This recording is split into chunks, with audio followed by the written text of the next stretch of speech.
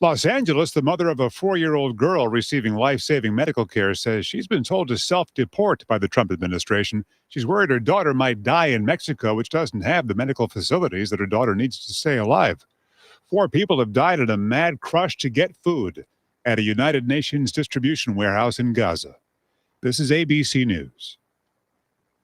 Kevin Costner could use a lawyer. He's being sued by a stunt performer on one of his films.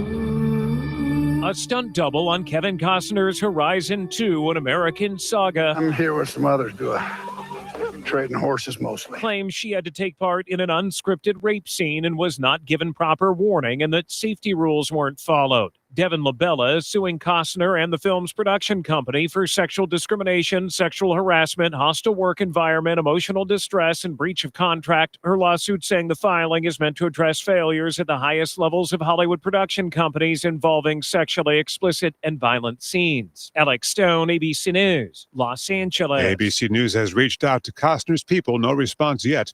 British prosecutors say influencer brothers Andrew and Tristan Tate have been charged with rape in Britain. Andrew Tate for the rapes of 3 women and Tristan Tate for the alleged rape of 1 more. The Florida brothers have a huge following. Wayne Cabot, ABC News.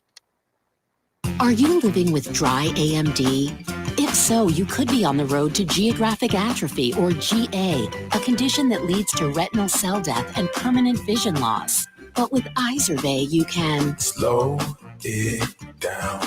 Get it going slower. Izervay slows GA progression by targeting a key source of retinal cell death, which may help preserve your vision longer. Izervay, or Avastin Capted Pagel, is a prescription eye injection used to treat GA. Don't take it if you have an infection or active swelling in or around your eye. Izervay can cause eye infection, retinal detachment, or increased risk of wet AMD. Izervay may temporarily increase eye pressure. Your vision may be impaired after an eye injection or exam. Don't delay. Ask your doctor about Izervay today. Izervay gets GA going slower. Visit Izervay.com. That's IZERVAY.com.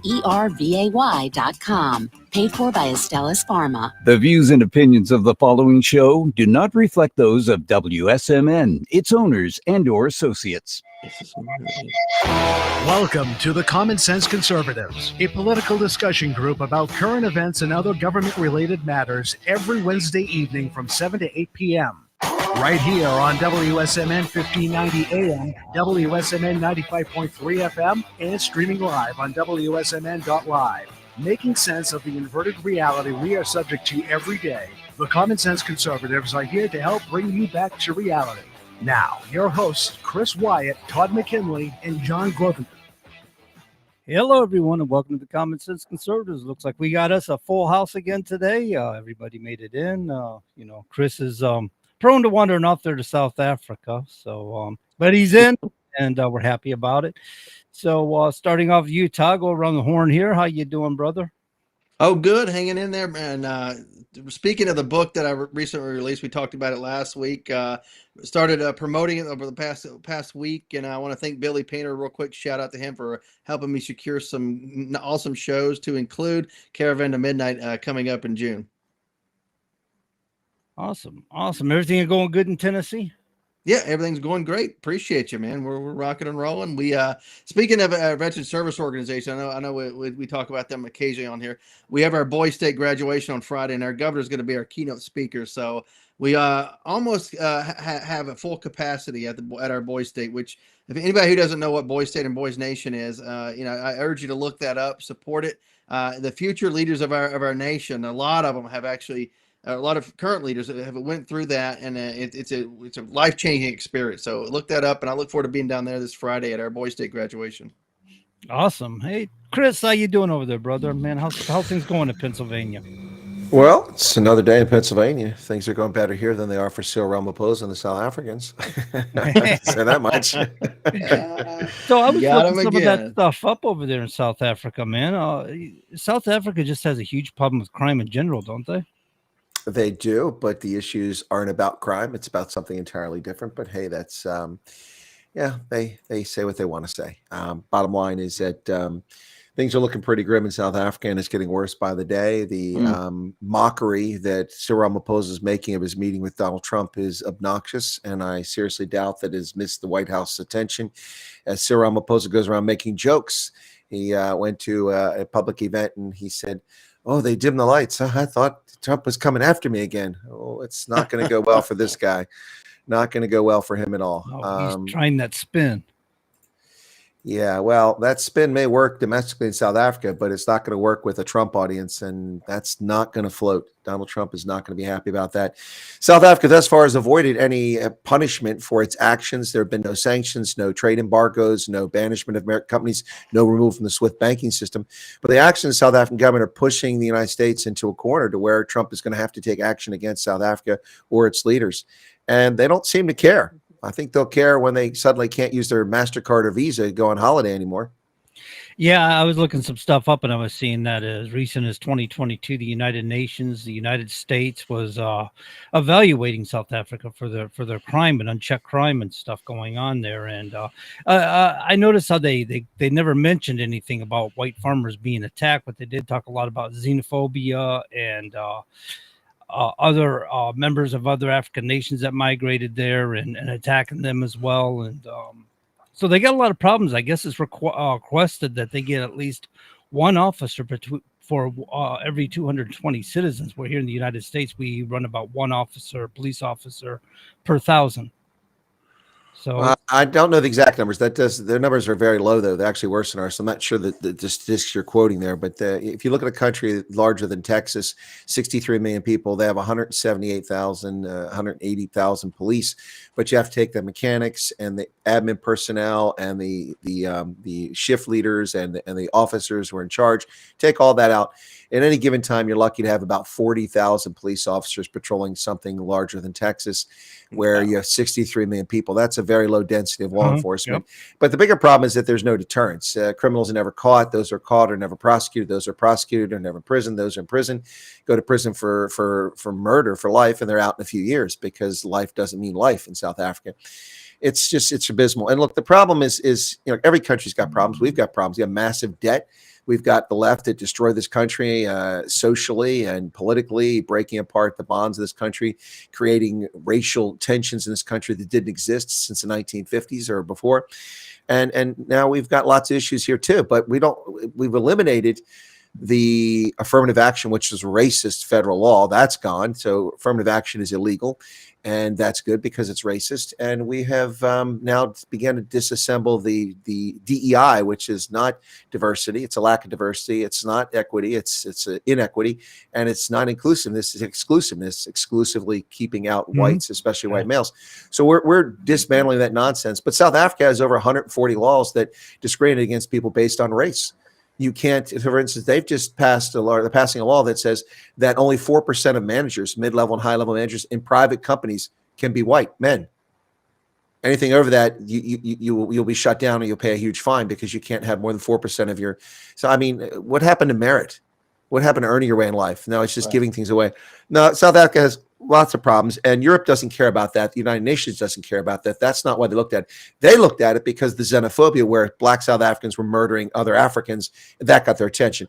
But black South Africans murdering white South Africans doesn't fall on the radar screen didn't at all. Get noticed at all. None. Yep. Yeah, they was watching a video here on YouTube not too long ago where a gentleman from England, who happens to be black as well, went to South Africa and was visiting these tent cities of white people, where this is what happened to them. As what you said, they weeded them out of work and took away any hope for jobs for them, and they're living in tents and stuff like that in little communities. We should be clear. The average white person's income is far high. The average, I mean, there's no such thing as an average, but the average GDP for a white South African far exceeds black South Africans. But that's because there are far fewer white South Africans, and many of them excel in school and do quite well. But there are many who are left behind, who are living in I've gone to these squatter camps, but they pale in the number of black South Africans. But the black South Africans are poor not because of white South Africans, but because the communist government's stupid policies. That's why they're poor, because they're idiocy, because they're racist laws that discriminate against businesses and force people to hand their equity over to people who destroy the businesses because they don't know how to run a business. They're just there to eat and steal from the company. And it's really sad, but that's South Africa, and the world has allowed it to happen, including the United States. Trump is the first person to take notice of any power in a long time, and it's about time. But anyway, I didn't mean to turn this into a South Africa thing. No, I think I kind of did that, man. I kind of yeah, that's all right, direction, to be honest about it. Perfectly fine. But I was listening to it, and it's always, it's becoming a hot topic here on Common Sense, and I like the subject matter because to me it kind of parallels a lot of what's going on in the United States. I mean, Black Lives Matter was anything about equality. It was about superiority, and they were trying to do some of the same things, railroad white people into the Bullstein that happened in South Africa. Right. Well, Black Lives Matter was a black supremacy movement on a lie to grift and steal from people. That's what it was all about. That's it. That's exactly what it was about. All the leaders of that organization either under investigation or have criminal charges pending against them or already charged because they're just a bunch of crooks, and people fell for it. And this country lost its mind. It started with that nonsense in the summer of 2020, continued with the COVID scam. And finally, some reason is returned, but not enough. I mean, Pam Bondi, when will you make arrests for the domestic terrorists who torched Teslas? We have the evidence. Right. We have the video. What are you waiting on? We have the fingerprints in many places. Why are these people not currently in jail for domestic terrorism? We make a great effort to go after, and we should go after people who bomb abortion clinics. Absolutely. We make a great effort to go after white supremacists, the 3 or 4 that actually exist in this country, 330 million people. But no effort is made to go after the insurrectionist at Seattle who declared the Capitol Hill Autonomous Zone. Have we forgotten about that? That was a genuine insurrection in the summer of 2020 when they closed off and blocked the federal courthouse, illegally occupied it, kicked law enforcement out, and then committed rapes and murders inside that space and then cried about it. That was an actual insurrection, not January 6th. That was one where they flouted the authority of the United States government, and there have been no consequences.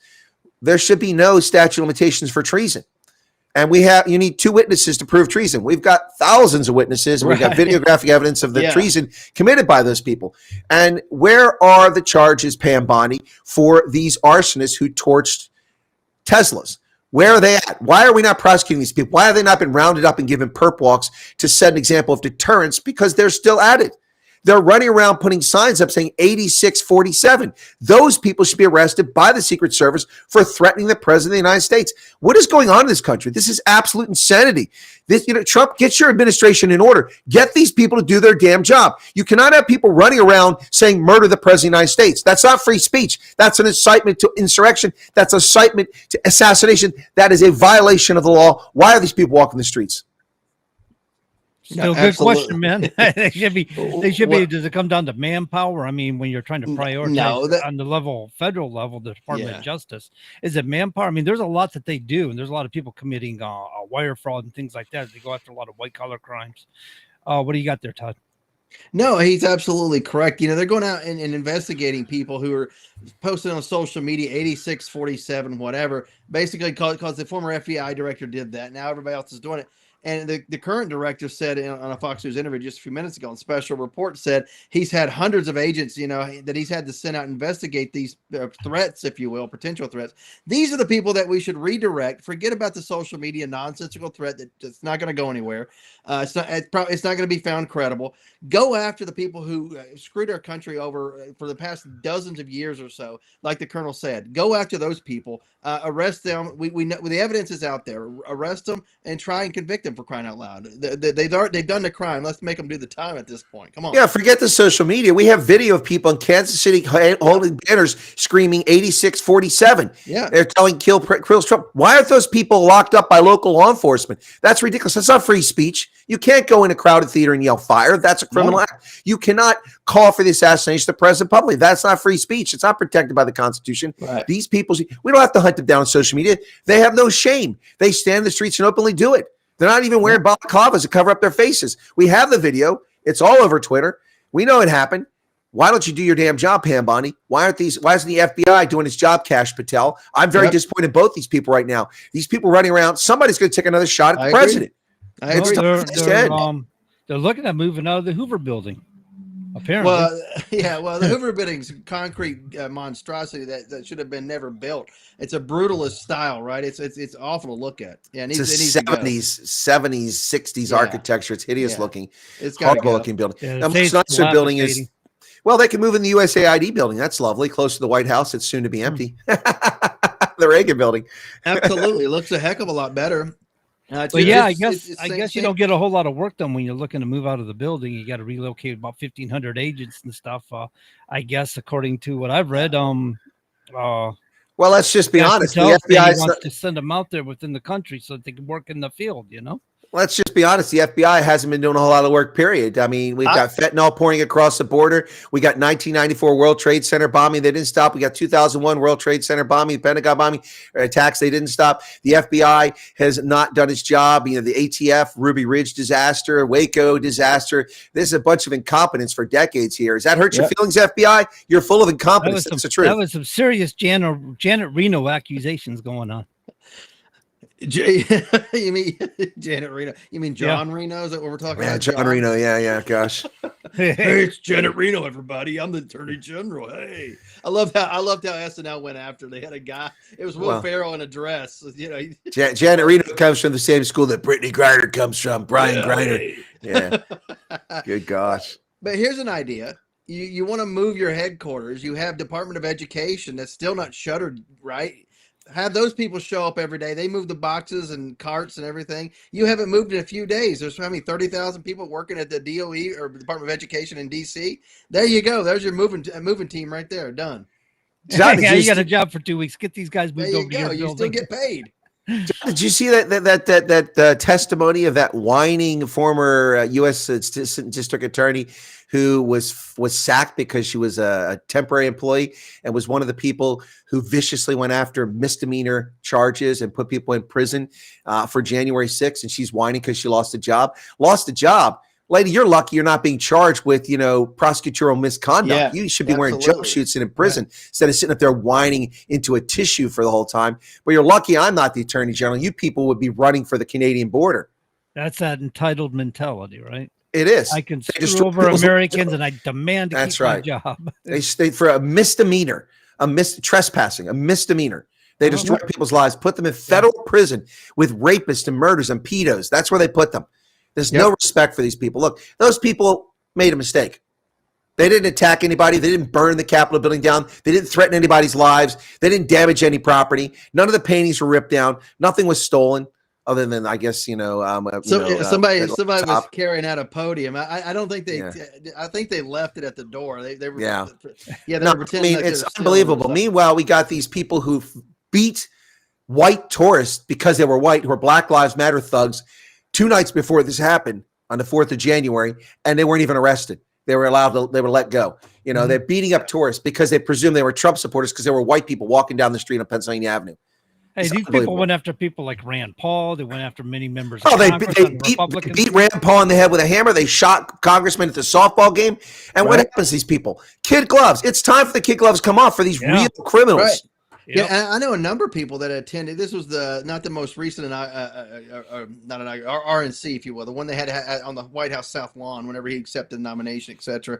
Whenever they left that, people that were attacked just coming out of the 15th Avenue side right there, right near the Hotel Washington. People throwing stuff at them and punching them. I know a number of people that were on the White House staff that are back on there that were being punched and kicked, and they were taking video. They didn't hit back or anything. They sat there and took it because they knew that they needed to have evidence, and nobody was ever prosecuted for assaulting them. Well, and look at the 2016 Chicago event that Donald Trump held when the media lied and said Trump supporters were beating black people up in the streets. The Trump supporters were leaving the arena. They were being assaulted by people in the streets because they were Trump supporters. Yep. We finally got the truth of that because people recorded on social media. Or what about the Covington kids? The lies, a fake Vietnam era veteran. He was a Vietnam era veteran, but he claimed a Vietnam War veteran as a Native American, sitting there intimidating, threatening 16-year-old kids, and they're turned into the demons by the corrupt media, by the women on the dystopian View, who've never apologized for that. By the way, those Covington kids, very wealthy, well, at least one of them, because CNN and all the other ones had to pay a big settlement, which no one's ever reported the tens of millions of dollars they had to pay for destroying their lives. And that's what they should get. I hope they bankrupt these fake news organizations. That needs to happen. I agree with you 1,000%. And people just need to stop, buying the products that advertise on there. Stop tuning in to watch the stupid shows that support these networks, and stop tuning into the news for sure. As soon as it comes on, turn away from it. Maybe they'll get the point at that point. I don't know. I don't know. I hope so. But John, yeah. So I don't know if we've gotten off topic here, which you want to talk about tonight. But obviously, we've got into a mood there. I'm open, man. This is all good stuff. I'm open. I mean, I didn't have anything specific in mind. We do have some guests coming up that we should mention, I suppose. Well, we can do that in a moment, but I just want to cover this before we get to that. Is the United States is going to ban foreign officials over flagrant censorship of social media. So if you're in the British government, don't plan on coming to New York anytime soon because you ain't coming. If you're in the South African government, don't plan on coming back to America anytime soon because you charging people with treason for free speech. You're not going to come to America. I love it. Yeah. I love it. The United States is going to ban people who violate the most natural of natural rights of freedom of speech. And that's awesome. Marco Rubio says he's going to do it. I love it. No visas. You can't come here. Good stuff. I want to know if that's a big rubber stamp that says canceled, like a big boom when they hit it, Yeah, right. U.S. will impose visa bans on foreign nationals it deems to be censoring Americans. Oh, Secretary of State Marco Rubio said Wednesday, well, South African government, I hope you're not planning on censoring me because that means you won't come to the States anymore. Just saying. Just saying. So we're asking, why would Americans continue to join armed forces of a government that despises them? Because we love country. Right, Todd? We love our country. Absolutely. Correct. We love our freedoms. We love our Constitution. We love our country and the people thereof. Well, a good share of the people thereof. I worked for the chief executive of the United States government. I worked for the commander in chief, and there were a few of them that I couldn't stomach. As long as they gave lawful orders, I obeyed them, which they did. The ones that come to mind, of course, are Bill Clinton, and then, of course, Barack Hussein Obama. I couldn't stomach either one of those presidents, but I served under Reagan, Bush, Clinton, Bush, Obama, and Trump. And two of them I couldn't stomach. Thankfully, most of the time I could stomach the rest. So there was a guy in the Panhandle of Florida under Bill Clinton. Clinton was requiring soldiers to wear the band of the United Nations or something like that, or a uniform of the United Nations, and he had sued. He was discharged for refusing to put on the uniform, but he had sued back and won. Apparently, you're not supposed to, as a soldier, you're not supposed to wear any other uniform but the markings of the United States. Is there truth behind that?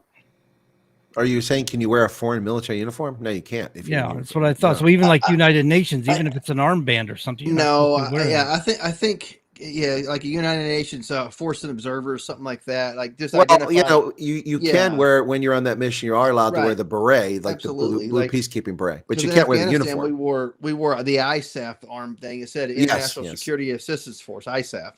So. Yeah, okay, but that's different. That's not identifying a foreign entity. Or no. But I thought you were saying if he's wearing uniform, like a flag in another country. Yeah, I don't remember if it was a full uniform or if it was just an armband. Like no, it was Nations probably wearing the blue helmet or something like that, and or wearing an armband that said UN. Well, it's not a problem that comes up very often. Orders, and that's why I was questioning this because I remembered this so well. I remember that there was this time period that this happened.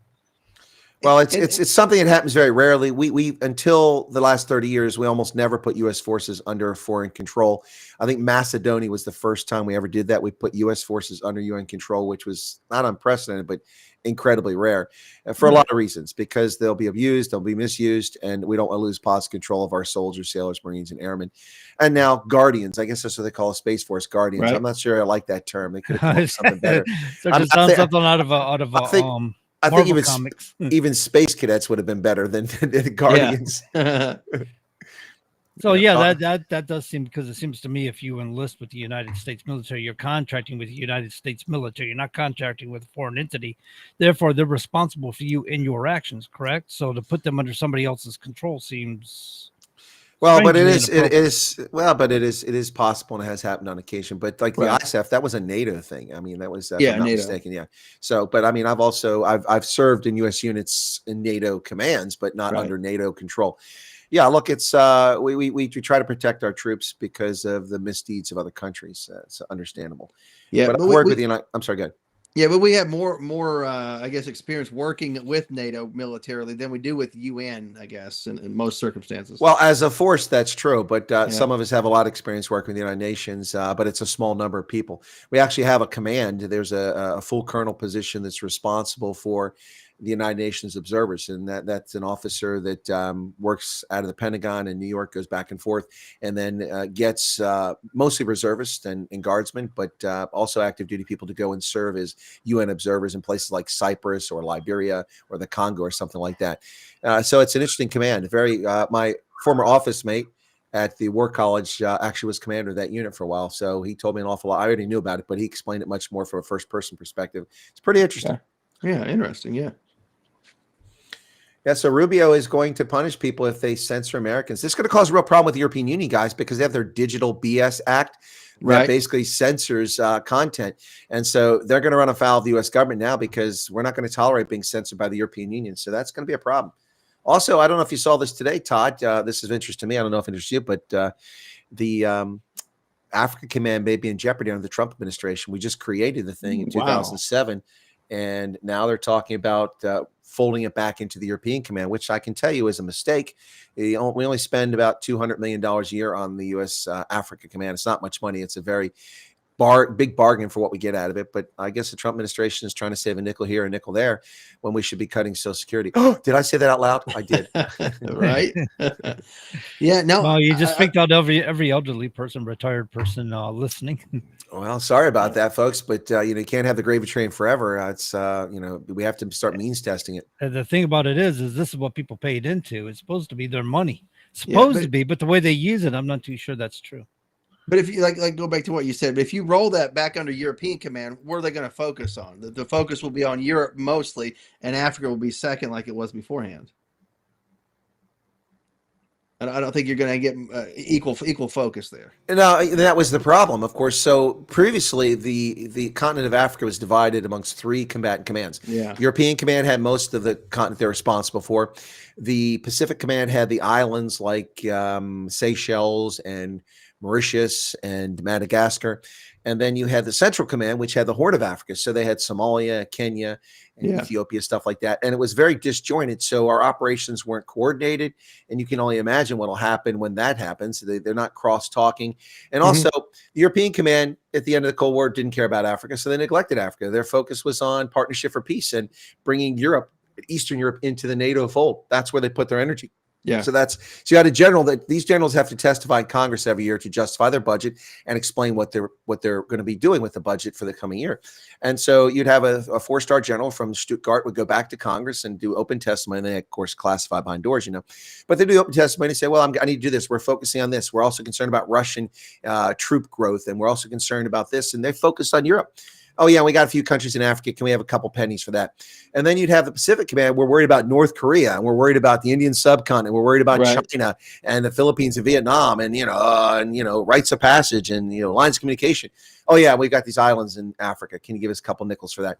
And then you have Central Command. We're worried about Iraq, Iran, the Persian Gulf, Saudi Arabia, the Emirates, and Israel, and we've got these countries in Africa. And so it was a total disaster. And the U.S. neglected Africa. We didn't take care of security concerns. But to be honest, the way we've managed security concerns in Sahel for the past decade has been abysmal. So I don't know that we've actually improved things in that area. But we've done amazing things in the rest of Africa for Africans, not for ourselves, which has been good. It's led to a lot of peaceful conduct in much of the continent and actually some economic growth. But that's all going to be wasted if we pull out. So it's unfortunate. Now, to issue full disclosure, I have a vested interest in this. I'm a plank holder, an original member of the U.S. Africa Command when it was stood up, and played a key role in the first several years that it was put together. In fact, from 2007 until 2015, that's a pretty longest serving, I think, member of the U.S. Africa Command when I left there. Not in Stuttgart necessarily, but either in Stuttgart or forward deployed in Africa. So disappointing to hear that they want to get rid of it. But they've been talking about this for years. We'll see if it happens. Well, there you go, folks. Expert testimony right there as to why you should keep it. I think we should as well. Well, I think so, but then I'm not in charge. But then I also thought I should be the U.S. ambassador to South Africa or the United Nations. But here I am in Pennsylvania. Stuck on a show with us. Shows you what I know. Oh, my goodness. Anyway, hey, one more thing. Not really the audience will care much about this topic. I thought I'd share with you. But did you see that the Secretary of Defense signed approval for increasing the amount of money to compensate service members who do their own permanent change of station? It used to be you can only get up to 100% of the cost that would take the contract. Now you get 130%. which is good. It reimburse people because they can't always get the best deal because they're negotiating on their own. They're not using the government to get the best deals. So they'll be able to get compensated when they move, if they move. And we call it a DIDY move, do it yourself move.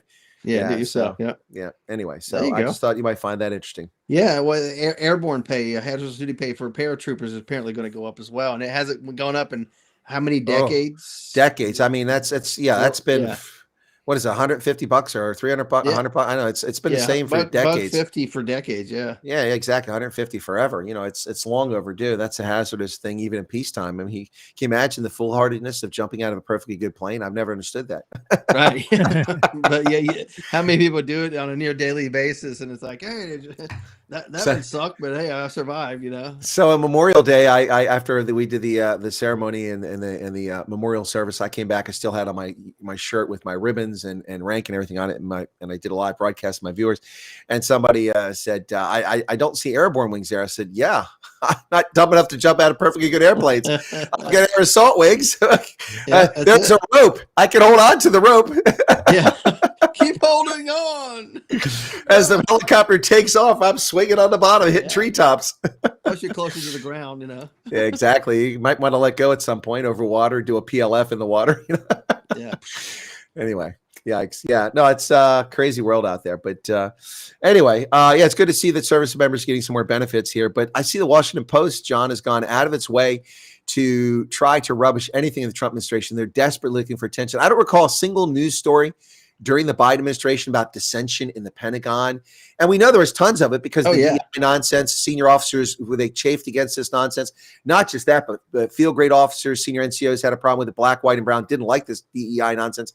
In addition to that, we had this situation where the Secretary of Defense lied about his cancer treatment or heart, whatever it was, went in the hospital, never informed the president. They don't ever talk about a scandal about that. But now they're running around like, oh, Pete Hegseth, it's all turmoil. And stop trying to make news, John. It's just utter nonsense. You know, let's report on what's actually happening in the world about the Russians attacking Ukraine, or the fact that the big beautiful bill isn't so big, beautiful, or what is a bill? I'll give it that. Right.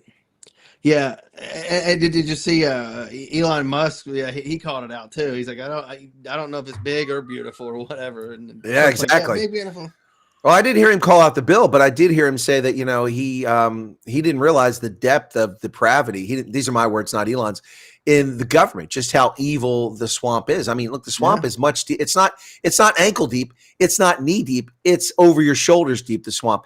And, this whole thing with leftists burning Teslas, these domestic terrorists, and torching and trying to drive the value of Tesla down. I'm not buying a Tesla, and keying people's cars, all this stupidity. They kept blaming Elon Musk for cuts. Elon Musk never made a single cut. He identified things, and not one of those cuts has been made. We haven't saved a penny. They run around, Elon Musk cut this, Elon Musk cut, he didn't cut anything. You people are morons. Unbelievable. But they actually believe that. And there's such weakness of mind that they actually went out and committed crimes based on their stupidity, their inability to analyze things. Doge had no authority to cut anything. Their job was to identify things, and they found it. The only thing they did do is scrub the Social Security database because it's got the authority to do that. And now 12 million people over the age of 120 are no longer getting benefits. Thank goodness, because there is nobody over 120. Right. They are. God love them. That's a drop in the bucket, of how much fraud is out there and waste. And of course, people that slip through the cracks and just were never taken off the rolls and just on there because somebody didn't do their job. I'm with you. Hey, John, I forgot what station we're listening to. Could you remind folks? Yes, absolutely. You are just now tuning in, ladies and gentlemen. You're listening to WSMN 1590 on your AM dial, WSMN 95.3 on your FM dial. And if you happen to be running out of your car into your house and you still want to listen to the Common Sense Conservatives, you can do so by going to wsmn.live. And if you happen to be at Fort Bragg at this hour, jumping out of a perfectly good C-130 in the back of it, be sure that when you hit the ground, you have a well-executed parachute landing form. Okay? Just saying. There you go. You'll be all right. And I noticed that Todd's got an All-American Division 82nd Airborne polo shirt on tonight. I just noticed that. There we go. There you go. There you go. Yes, so I think Todd might be interested in jumping out of perfectly good airplanes, at least at one point. I plan to at some point to do that again. Before I turn 50, I'll do it again. We'll see. The only other thing that I would find just as challenging or frightening from a standpoint that I worry something would go wrong would be paragliding. I'm always like, Ooh. you know, that aluminum skeleton's going to snap and my wing will break and I'm going to fall 10,000 feet to my plummet, my death. Yeah. I knew somebody that was attempting to make a landing, I think, and caught a guardrail on one of those. He says it can be dangerous trying to fly those.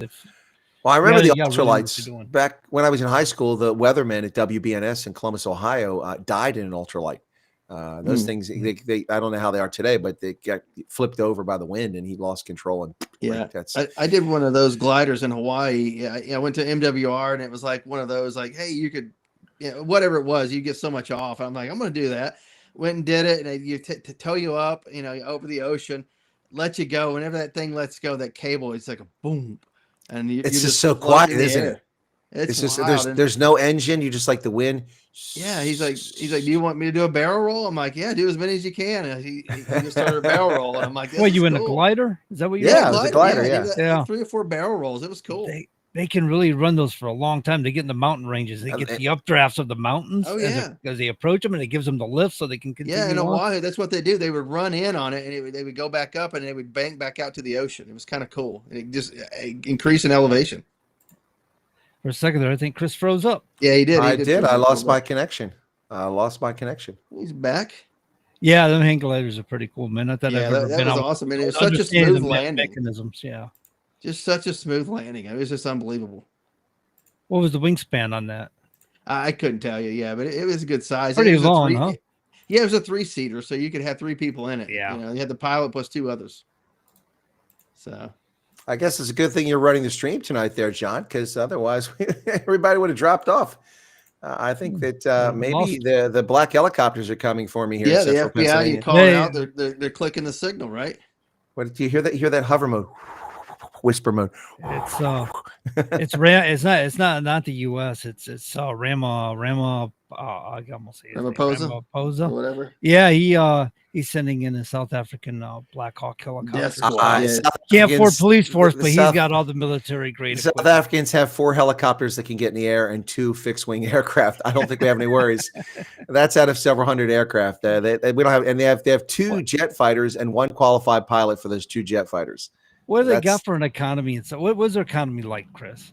Well, it's a very diversified economy. Unfortunately, it's just limping along. A massive agricultural sector. They do citrus. They do macadamia nuts. They've got tobacco. They've got corn, wheat. You name it. All the vegetables. They could grow all their own food if they wanted to. Even though only 13% of the country's arable, the very productive agricultural sector with a great farming sector, huge mining sector, which has been destroyed by racist laws. But they have gold and tungsten and chrome. And platinum, many other things. Coal, they have the largest coal reserves in Africa, and they ship a lot of coal to China. They also have very diversified services. They've got fantastic software folks. They've got some great medical people, but they're trying to destroy that now with government control over the medical field. They used to have great education and wonderful universities. They had some of the best parochial schools on the planet. Many of them have been undermined and destroyed in the past few years. But it's a very diverse economy. I mean, anything you want to do, you can pretty much make happen there. Much of it's first world, but it's falling apart now, and much of it's third world as far as an economy. The informal sector is much smaller in South Africa than you find in much of Africa. You see these small gross domestic products for some countries, but that's because like 80% of their economy is not on the books. It's people trading things on the street. There's no taxation. There's no regulation. And that's how people get by the way they've gotten by for centuries, trading things without the government interference. So countries look much smaller economically on paper than they actually are. South Africa, that figure is not 80%. It's probably closer to 20, 25% of the economy is informal, if it's even that high. So it's a fascinating place, but it's got some serious problems. So, yeah, real challenges. This guy collaborates what you say. RSA does not have a military. We have lots of rocks, though.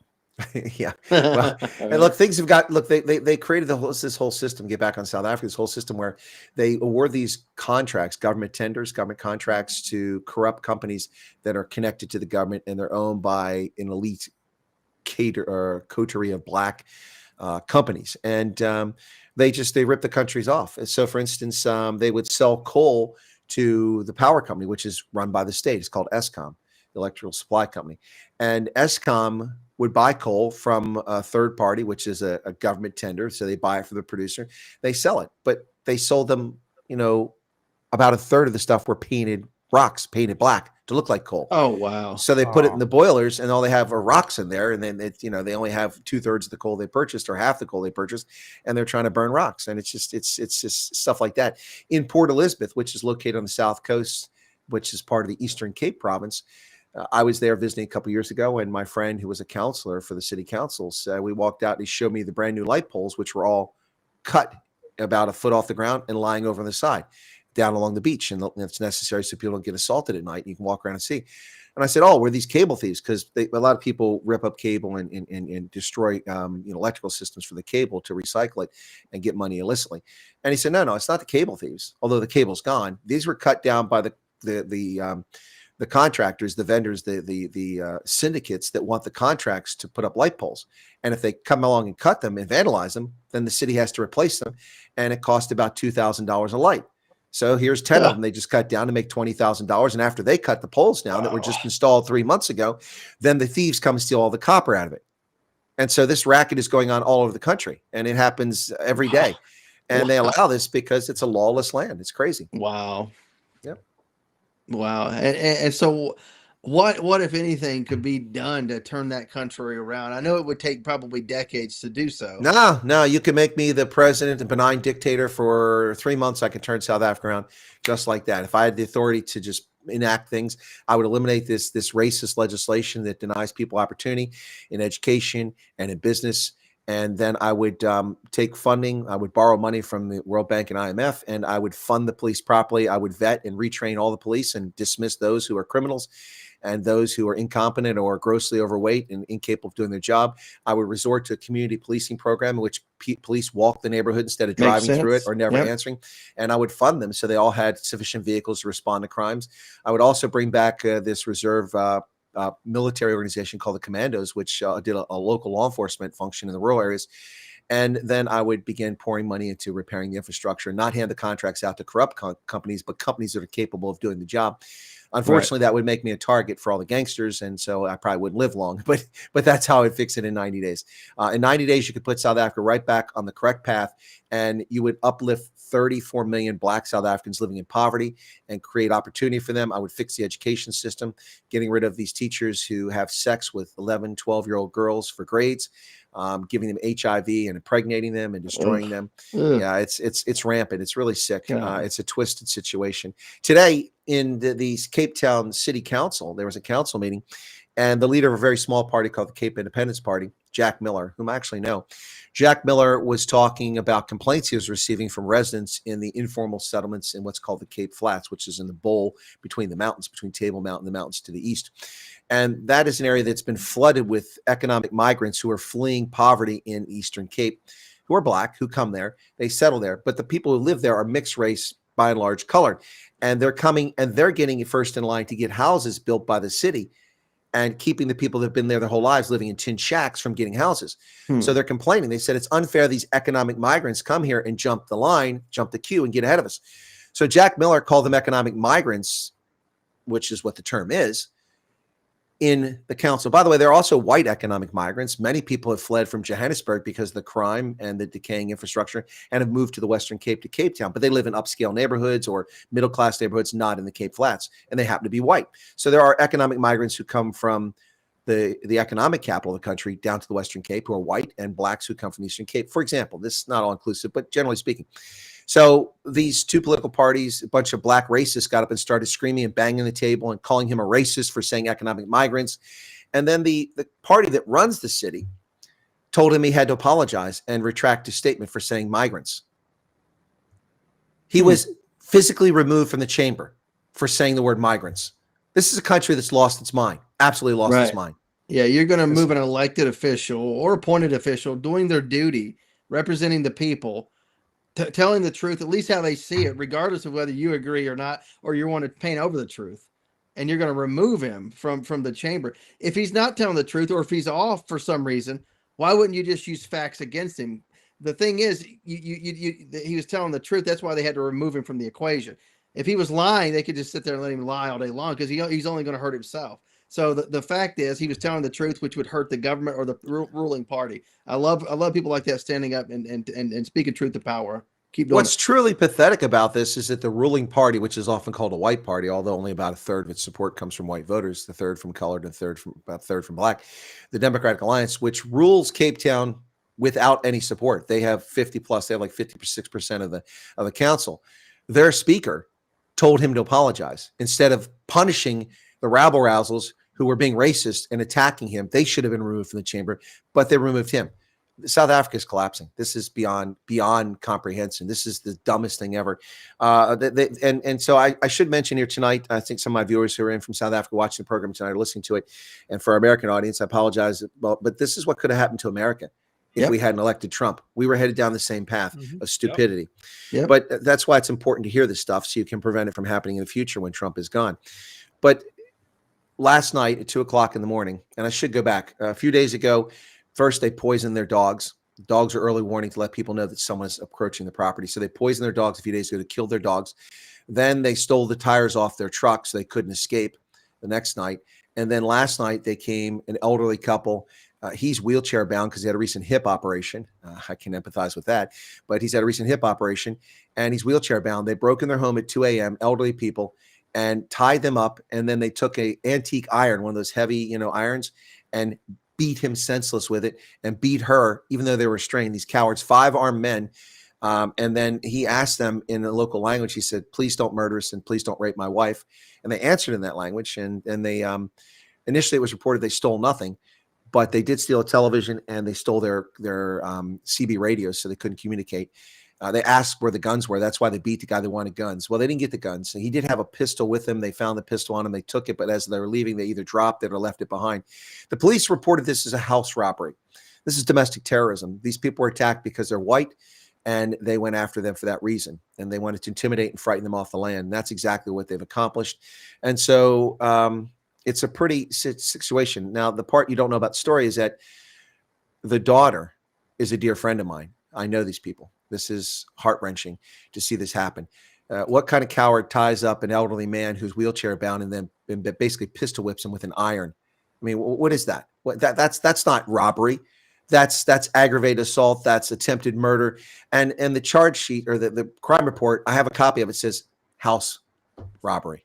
Utter nonsense. This is what happens in South Africa. And they lie about it. They lie. You see Cyril Ramaphosa saying this stuff doesn't happen. There are no farm murders in South Africa. He's a liar. He's an absolute liar. I was watching a report on this earlier today, right around 12 o'clock. And I believe the guy giving the report, some guy by the name of Chris Wyatt, I think. And he said something about it's like psychological warfare. They were trying to use intimidation tactics to get people to give up their lands and stuff like that. Is that about right? Yeah, that's my analysis is that, look, they try to say this is ordinary crime. It's revenge for mistreating farm workers. There are no mistreating farm workers on that property, or that's a land claim. There's no land claims against that property.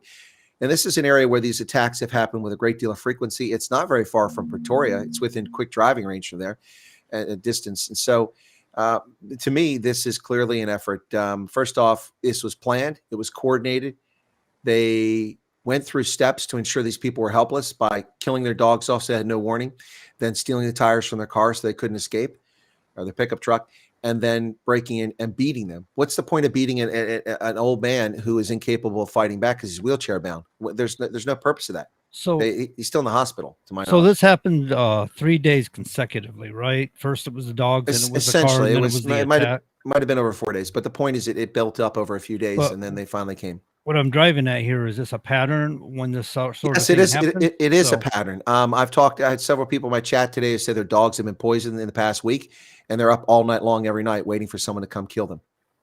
Yeah, that's what I was getting at. So it's a definite warning sign for those who may not have got the heads up on that. That's right. It's kind of like over here, if you get a pizza delivery that you didn't order the pizza, you might be getting swatted if you happen to be an influencer or something. Well, I only get nervous when I hear land shark. Yeah. Sorry, I had to give a lighthearted moment there. Okay, I guess Todd got it. No one else got I it. got it. SNL, baby, back in the day. That's Oh, right. okay. I'm sitting there going, I'll just play along. Yeah, no, Todd got it. That's Saturday Night Oh, Live, yeah. Land Shark. Because they were looking for bits, and they're like, "Hey, how about this? Does this work?" And it was just so stupid. It's like there was no outside of Jaws, or like it was no reference to it. Right, You know? but it was so stupid. It was funny. It was funny, yeah. It worked, you know. Yeah. Not a big SNL fan for some reason. I don't know. Well, SNL has had its moments. It had Yep. some when it first started. It was pretty good. Then it went into this tailspin in the early '80s. Then it came back in the mid '80s, and then it's had a few brief moments of glory since then. But mostly, it's been bad for the past 30 years in my view. I think the funniest SNL I recall was it was sometime after Reagan had been shot, and then they did the whole thing. This just in, did the whole emergency broadcasting. This just in, Buckwheat has been shot. Yeah. Well, one of my favorites was when what's his name did the George Bush "Not Gonna Do It." Dana Carvey wouldn't be prudent at this juncture. There was no quid pro quo. That was one of the best ever. He was spot on. He even did George Bush in front of George Bush. Remember that at the White House? That was so funny. That was funny. I think that was a heyday for Saturday Night Live, but it's not so great. Comics got their start on that show. A lot of amazing folks. Yeah. And the number of comics that made it big as a result of not landing Saturday Night Live, that, you know, like Pee Wee Herman as an example, say what you will about him. He basically made it as Pee Wee Herman because he didn't get SNL. Gilbert Gottfried got it. He didn't get it. Gilbert Gottfried. Are you talking about Gilbert Gottfried? Seriously, why would you talk about Gilbert Gottfried? For God's sake, are you going to talk about him tonight? I can't believe it. We might as well be talking about Bill Clinton. Speaking of Gilbert Gottfried and Affleck, I was watching a Bobcat Goldthwait doing a little stand up, and somebody in the back goes, "Affleck sucks," and he goes, "Do you think I'm Gilbert Gottfried?" He's like, "I realized I had a weird voice back in the day, you know. He's like, "Do you think I was really going to stand up here and go make all these weird noises the entire show?" Is he still around? I got more than that, buddy. Bobcat Goldthwait is still around? He is, yeah. He made a comeback. Okay. He's been producing over the past dozen years, but he made a comeback doing some stand-up over the past few years. Yeah, okay. Yeah. Wow, that's pretty crazy. I didn't know that. Yeah. Yeah. So, hey, did you guys, John, I mean, what's your thoughts on this one? I mean, I'm kind of torn on this one because they obviously committed crimes, and I don't have a problem with them being pardoned, but the left is losing its mind. Todd and Julie Crisley being pardoned, and, you know, that they're losing their mind over that one. I think that was a malicious prosecution. But I mean, they did commit crimes. They should pay a penalty for it. But I mean, they definitely would have these people to try to put them and then harm them. I guess the mother had breast cancer and she's not doing very well. And they've yet to be released, if I'm not mistaken, even though they were pardoned a couple of days ago. Yeah, I just heard about that today, and I'm a little like you on it. It's, you know, if they committed crimes, they committed crimes. I don't know why he's giving them a pardon, but right. I mean, he's the president. He can do what he chooses, I guess. Maybe there's a reason behind the scenes. I know his daughter did campaign for him, but, you know, Chris Chrisley's daughter had campaigned for Trump. Sure. Yeah, I don't know if a pardon's in order. Maybe you could commute the sentence at this point, whatever, but. Yeah, no, I think that's probably more appropriate because they did commit the crimes. I mean, but there clearly was an attempt to go after these people intentionally, maliciously. I mean, you know, there are lots of people commit crimes like, you know, insurrection in the Capitol Autonomous Zone, or, you know, burning Teslas that no one's going after actually do harm to people. Right. But they had tax evasion, and I think that was the big thing they went after them for. So, yeah, I think a commutation would have been appropriate. But the left is losing its mind. I mean, look, they didn't lose their mind when Mark Rich was given a pardon. This guy's a treasonous traitor to the United States, you know, and he lived in Switzerland for 30 years, and Clinton pardoned him and let him come back. They didn't lose their mind over that. Or what about the auto pen with Joe Biden? They're still not upset about that. No, they didn't mind that at all. A lot of people got pardons off that one. Right. And the thing is, using the auto pen isn't illegal, but it's like, who authorized it? How much did Joe Biden know? What did he understand what it was being used for? You know what I'm saying? Mm-hmm. So, yeah, he didn't understand any of that. He wasn't in on any of those pardons. They think maybe Barack Obama or somebody was operating that auto pen. He wasn't in on any of that. And I was listening to some podcast yesterday, and like somebody said, Elizabeth Warren was in control of the auto pen. And I'm like, I love it. People can just throw something out there, and then people just believe it. I love it. Yeah. Pocahontas, man. She was in charge of the auto pen. We all know it. She shouldn't be in charge of a kindergarten crash. That woman is evil no. and dangerous and nothing but a pathological liar who created a monstrosity, which is destroying people's privacy with this government consumer financial protection agency. It doesn't protect anybody. No. It's a big spy agency on Americans, and it's harmed all of us. I don't think people realize that. But hey, speaking of harm, I'm glad I wasn't over in Namibia last night. Did you see SpaceX's Starship, the latest one? Kaboom again. This one blew up, man, on re-entry. It was pretty bright in the sky, but beautiful videos posted on X of people watching it burn up in the atmosphere as it came back. But another Starship blew up. But now Elon's done his job. Someone said to me today he's going to remain as a personal advisor to President Trump. I don't know if that's true, but he's finished his Doge responsibility. Right. You know, I told people that a lot of people are like, well, you know, he's breaking with Trump. No, it's a 120-day appointment. That's what he's allowed to appoint by law for the special appointment without congressional approval. He did it. He set up Doge. They identified fraud, and now nobody's cutting it. The big beautiful bill doesn't cut any of the fraud that he put out there. So he did what he was set out to do. He's gone. He's gone back to SpaceX. But I heard today he's going to remain as a personal advisor. I don't know if that's true. Reuters apparently reported that. Did you guys hear anything about that? No, but I imagine. I mean, he's on such good terms with President Trump. I mean, he's probably going to call him on a regular basis for advice anyway. Or if he needs to do a photo op with him at some point, I'm sure he'll use him on a regular basis.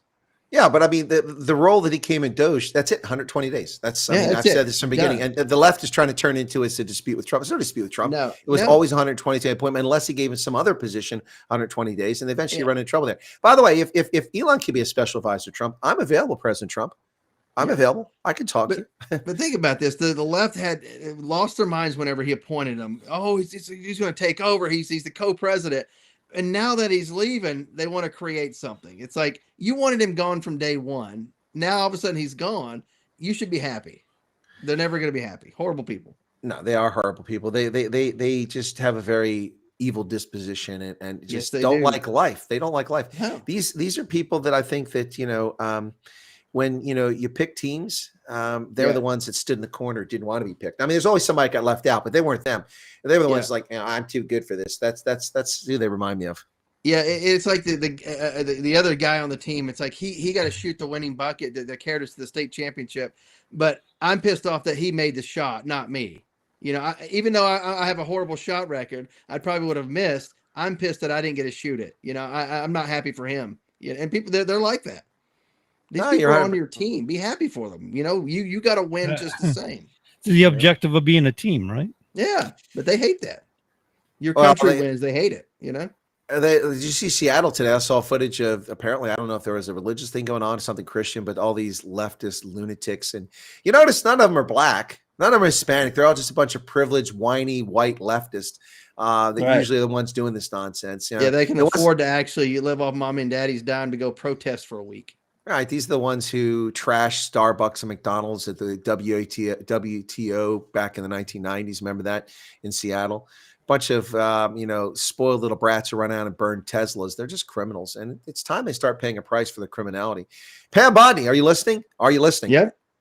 Hello, Pam. Hello, McFly. Yep. Maybe we should give it a moment of silence. You might actually answer. You never know. Yeah, I'm just tired of the big promises, you know. It's like unleash the Kraken all over again. And there's no Kraken to be unleashed, you know. You're never going to go after these people. No one's getting locked up. Lock her up. Yeah, no one got locked up. What was that nonsense about? Unleash the Kraken. Yeah. I never got it. Don't even know, that right? comes from Jason the Argonauts, I think, originally from the movie. I think that's right. But then it became famous again because of Sheldon Cooper on The Big Bang Theory. He made a big deal about it. Right. So, what was her name there from? But it was during the first term, the election fraud. It was all these cases, the Hunter laptop, all that. It was one of his lawyers during the first term whose name escapes me at the moment. Female. She's the one. She's the one that got indicted. She got indicted. And Mayor Giuliani was part of that. He got indicted too. Yeah, I'm blanking on her name for whatever reason. I put myself on the spot. So there was this whole deep web thing going on. But I am tired of the promises of we got the evidence, we got this, and nothing ever happens. Yeah. Even when Democrats do it, they say they have it. never gets released. It's all BS. It's all lies. Just know you over, so you'll donate to them, and so you'll keep voting for them. They're lying to you. Kick them out of office, people. Show up to vote. Yeah, exactly. That's exactly what's happening here. Well, it's almost the top of the hour, John. We should let you take it off. It's right there. We just reached the top of the hour. Ladies and gentlemen, we're going to take a quick break, catch some news. We'll be right back. Maybe somebody will unleash the Kraken.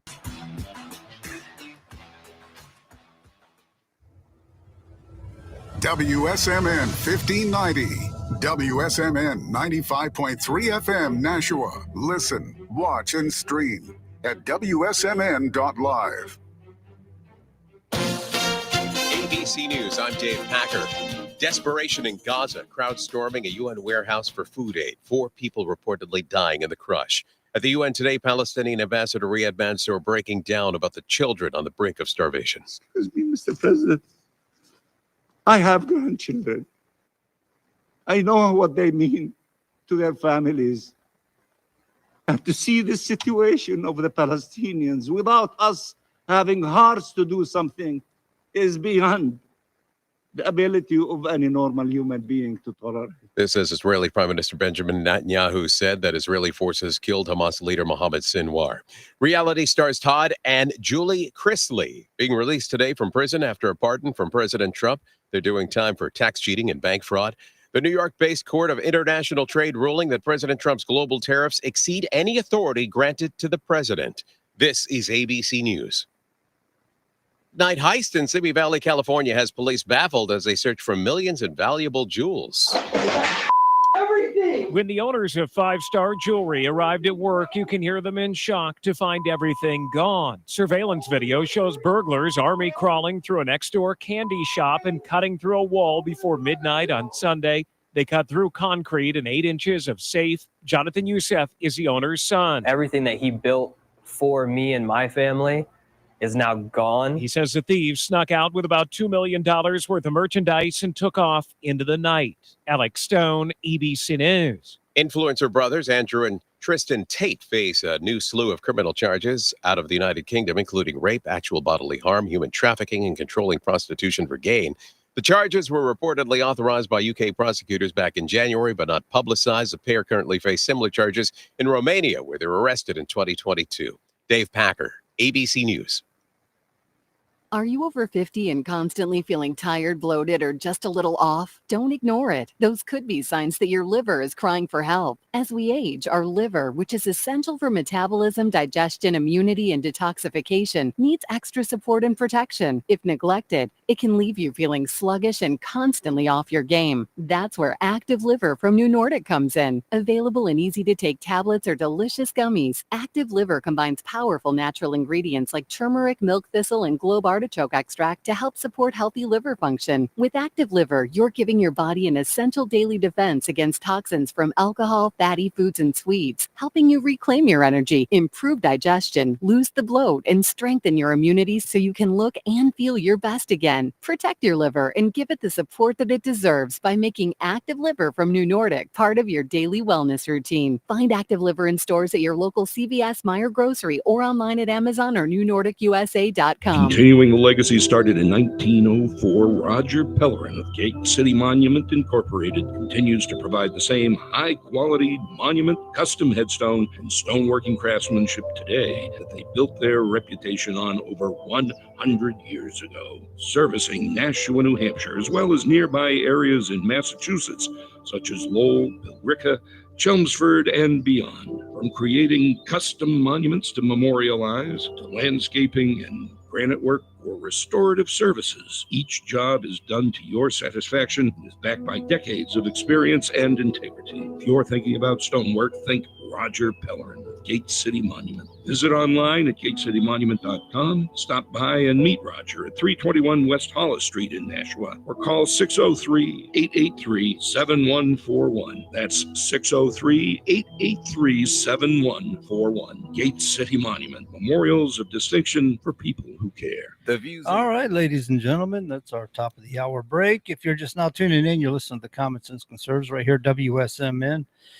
Mr. Todd McKinley is not back here yet, Chris. I was going to open up with him, but Well, it's quite all right because I want to talk about gate-city monuments for people of distinction.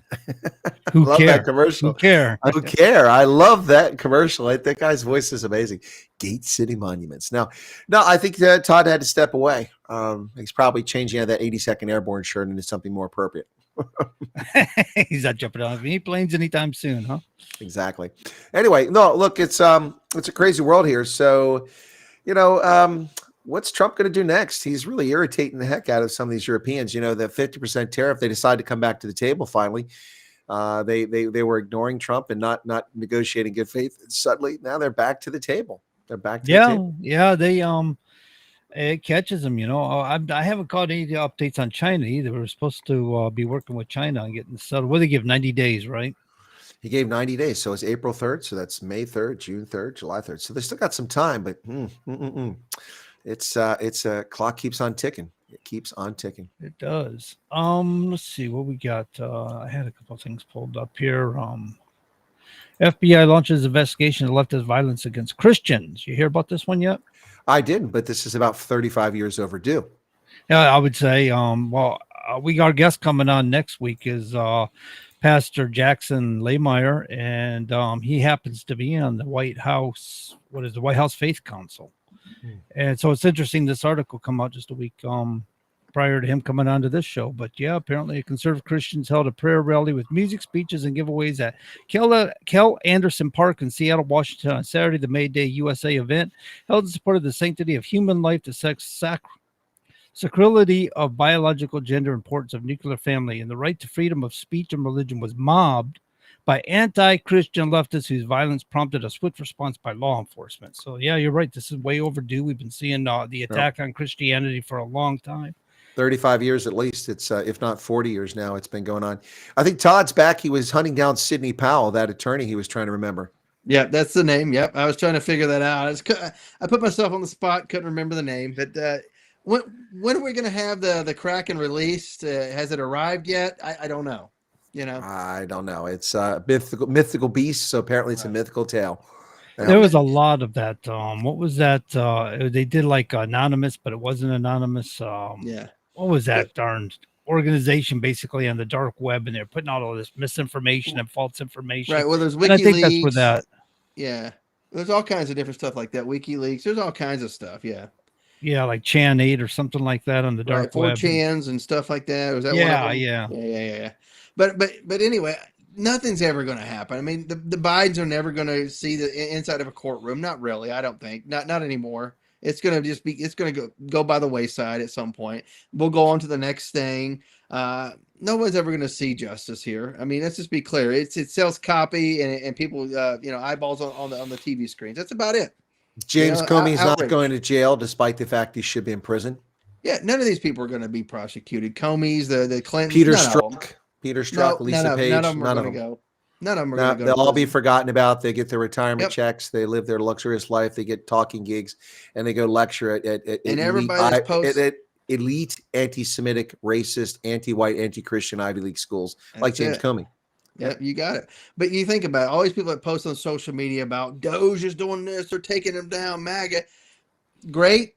Nothing's really ever going to happen because Congress is barely going to move on this. The big, beautiful bill is going to do minimal, I think, on the grand scheme.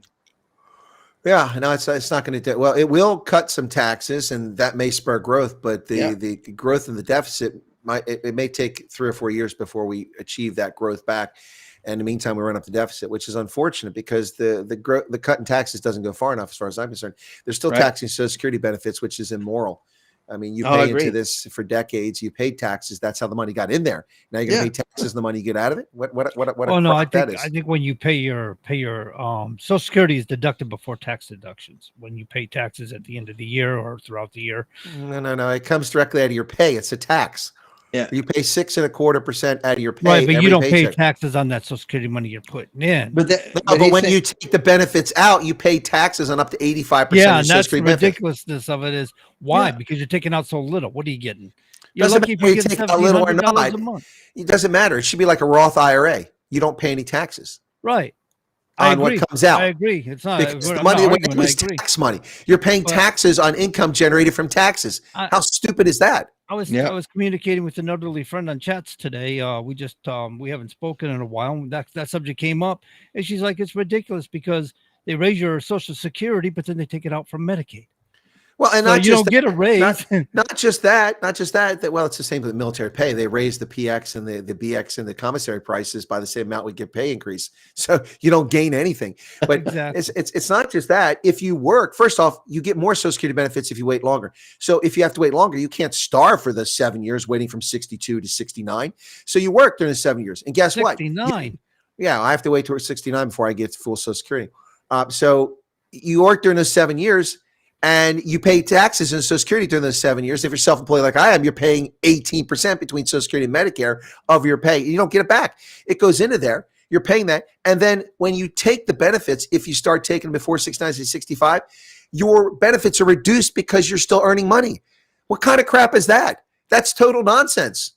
You should get your full benefit that you're entitled to at age 65. Or if you work past 69, you should get your full benefit. Not only do you pay taxes on up to 85% of what you're earning from Social Security, but you get reduced amount and then take it out and put it Medicaid, as you said. The whole thing is a scam. It needs to be overhauled and obliterated. It was never meant to be a retirement. It was meant to supplement people who didn't have enough money back in the 1930s when 34 workers paid in for every person receiving. Now it's 1.5 people paying in for every person receiving benefits. It's ludicrous. Right. And people that think that it's a pension plan or it's a retirement It's plan, not. I'm like, and so many Americans, and they blame the school systems for not telling them. I'm like, you were told for decades of what this is, and if you didn't know, you should look into it for crying out. And whether you were told or not, you have a responsibility as an adult to be informed. Exactly. I mean, is it a bank's fault that you don't know what simple interest is or what compound interest is or the rule of 78 is? That's your fault for being stupid. That's not the bank's fault. I agree with you. I agree. But in this country now, you just say claim ignorance, and it's like, well, you didn't read the fine print. And they say, well, how many people read the fine print? Well, that's on you. You didn't read the fine print. It is on you. I'm sorry. No, I'm not sorry at all. I'm tired of the nonsense, Taking out three mortgages and can't pay it, and all of a sudden it's like, well, it wasn't on me. They said I could pay that many mortgages. It's like, no, you were greedy. You know what you were doing. Right. I can look at neighbors who have one $65,000 Ford pickup truck and another Ford pickup truck costs $80,000, and they got 3 kids and they got a $600,000 house they bought, and they wonder why they have no money. They wonder why they have no money. Yeah. And like these people defaulting on their student loans now. I'm sorry. No excuse for that. You can pay back $25 a month on a student loan. You just pay it off forever. You work out a deal. None of this nonsense. They're just defaulting because they can. And who carries that debt? We do, because Obama stole the student loan program from private banks. Before, the banks would have had the loans, and then the government would have guaranteed that, and they would have gone after people. Now they're not even going after these deadbeats. They're just letting them default, and they're whining about their credit rating. You deserve a crappy credit rating. You're a deadbeat. Exactly. And the thing is, they still get to use the degree on their resume. It's like, we should take their degree back until they pay their student loans. That's not unreasonable. Now, look, this may sound heartless, but it's not heartless. You have to be responsible for your own well-being. Look, I had a student loan, and I could pay back $25 a month. And when I started paying it back, I paid $50 a month until I looked and saw that 34 of it went to the principal, and the rest, I'm like, whoa. That's because I was paying 9% interest. You guys got it at 1 or 2% interest last decade. I paid 9% in the early 1980s and paid that loan back. So I started paying back as much as I could to get rid of that loan as quickly as I could. I don't have no empathy for people who default on their debts. $25, $50. I'm sorry. Stop smoking. Stop going to the club. Stop going out to dinner. Start cooking your own dang food, and then you won't have these problems. Anyway, that's going to sound heartless, and I'll get a lot of hate mail. But you know what? You can send the hate mail to John Grosvenor. He lives in Maine. In Maine. In Bangor. What's the governor's mansion in Maine? What the L Bean flagship store. Carry WSMN, all that. Yeah. Yikes. Seriously, I mean, look, honestly, guys. Why is this package ticking? He's shaking it. What is that? It's glued together kind of strangely. What's with the tape? Pull here. Yikes! Exactly. Why does it say Zelensky on there? Is your name Vladimir? I have a delivery for Vladimir. I think it's a Swiss clock. It's ticking. We got a Swiss clock. Did you order a cuckoo clock, Mr. Zelensky? Yeah, right. Wrong country, buddy. Yeah. Anyway, sorry about that. You guys like I am and forget to get your snail mail? No, I get my mail every day. Yeah, but I it's give mine usually like just bills and adverts, so it's disappointing. I go open up my mailbox and it's kind of like I'm pulling on it and pulling on it, trying to get the mail out. I think it's just going to explode when I get a few letters out, because it's all just kind of stuffed in there so tight. I think when I finally get it, the mailman opens up the box to put mail in there again and goes, "Oh, thank God, he finally got it." My entire life, I've looked forward to mail delivery since I was a teenager. Now that's not so easy when you're overseas in the military because you have a box, like a post office box. You don't get delivered to your house. But whenever I've lived in the States, no matter where I've lived, one of the first things I do is if I'm home, when the mailman comes, I'm out there. In fact, my mailman here, because I work from home most of the time, I usually hear him pulling up and I go out and greet the guy. And, it's nice to see. But, these criminals in government made it so that new housing developments have to have communal boxes. Mm-hmm. Where everyone goes and you have to walk to one place to get your mail. It's Yep. out in the open, exposed to weather. You can't have a mailbox at your property anymore. What kind of communist came up with that nonsense? I got that. That's exactly what I got at the end of my driveway when I went in. I got a mailbox, and I'm grateful for it. I can have a mailbox. I think I know a relative down the road. He demanded, no, I'm putting a mailbox out there. That's how the mail system works. I expect my mail to go in that box. He wasn't chasing after it to a communal box, a block down the road or however far. But it's only my street in the whole town. I think it's just my street. Well, I mean, look, that's something that got passed. I think it might have actually been passed by Congress in the Trump administration, if I'm not mistaken. Whatever the case is, that's what they do now. New developments, these houses go up and they all have to walk this place. I mean, it's ridiculous. It's absolutely ridiculous. That's not how it's supposed to work. And I don't know what the intent is there, other than just make us all miserable and make us all feel like we're poor living in housing tenements. I mean, that's what it looks like. I mean, when I lived in a housing projects, we all had to walk down and get our mail at a central location. God forbid you get shot by gangsters going by popping a cap in your backside. Yeah. Mailboxes offend the left now. Speaking of gangsters, Todd Chrisley's been released from prison, and his wife will be released on Wednesday, according to Fox. Oh, that's harsh. He's not a gangster. He's just a weirdo. He's living a gangster life now. He's just a weirdo. I mean, yeah, he is a big weirdo. Todd Chrisley, how you doing? Hello. Yeah, I would have sworn that was a marriage of convenience too. When I first watched that show, I would have sworn that dude was gay, but it's not really how it works. He's not. Anyway, but good for him. He's out. I'm sure that he's probably pretty excited, but his wife is not doing well, last I heard. No, was it his wife or is it his mother? It's his wife. Stop. That's just mean. No, you said no. His mother was on the show and she was elderly, and I thought maybe when you said no. I didn't watch the show. I saw it a few times and I couldn't stomach the show. I found it boring. Yeah. The other one I find quite annoying is the Savannah, not the Savannah, the Magnolia. Those guys. Yeah. All these shows are so stupid. I mean, all of them. I mean, it's like whether it's some southern gentleman plantation-y type or it's inner city, it's whatever. It's the married this and that. The Real Housewives of whatever. The short people of thisville or whatever. It's enough. I mean, come on. It's not real. It's fake. It's garbage. Let's move on from this genre, please. Yeah, it's all put on. It's scripted. But no, I don't watch it either. But I have family members that do. That's how I know these shows. Yeah, and I don't understand how people anymore. I'm getting on YouTube, throw money Rumble, at it. I don't get it. it. I'm watching stuff off that. I don't care about this television anymore. I can't stand it. Well, I will say this: Savannah Chrisley, his daughter's got this awesome pink "Make America Great" Trump jacket on and hat. That's really cool looking. But boy, she is a dead ringer for her father. That face, whew, man, looks just like her dad. Yeah, you're like, hey, how's it going? It's just like her dad. But it's pretty crazy what they do here. Meanwhile, the insurrectionists, the arsonists run around, the people that assaulted, tourists because they were white in D.C. Nothing happening to them. Nothing happening to them. No. Yeah. Kind of like those people in South Africa. They attack people and beat people up, and nothing's happening to them. Well, I have a word of warning to the 5 armed thugs who attacked the friends of mine's parents. People are on the case. You will be found. Justice will be done.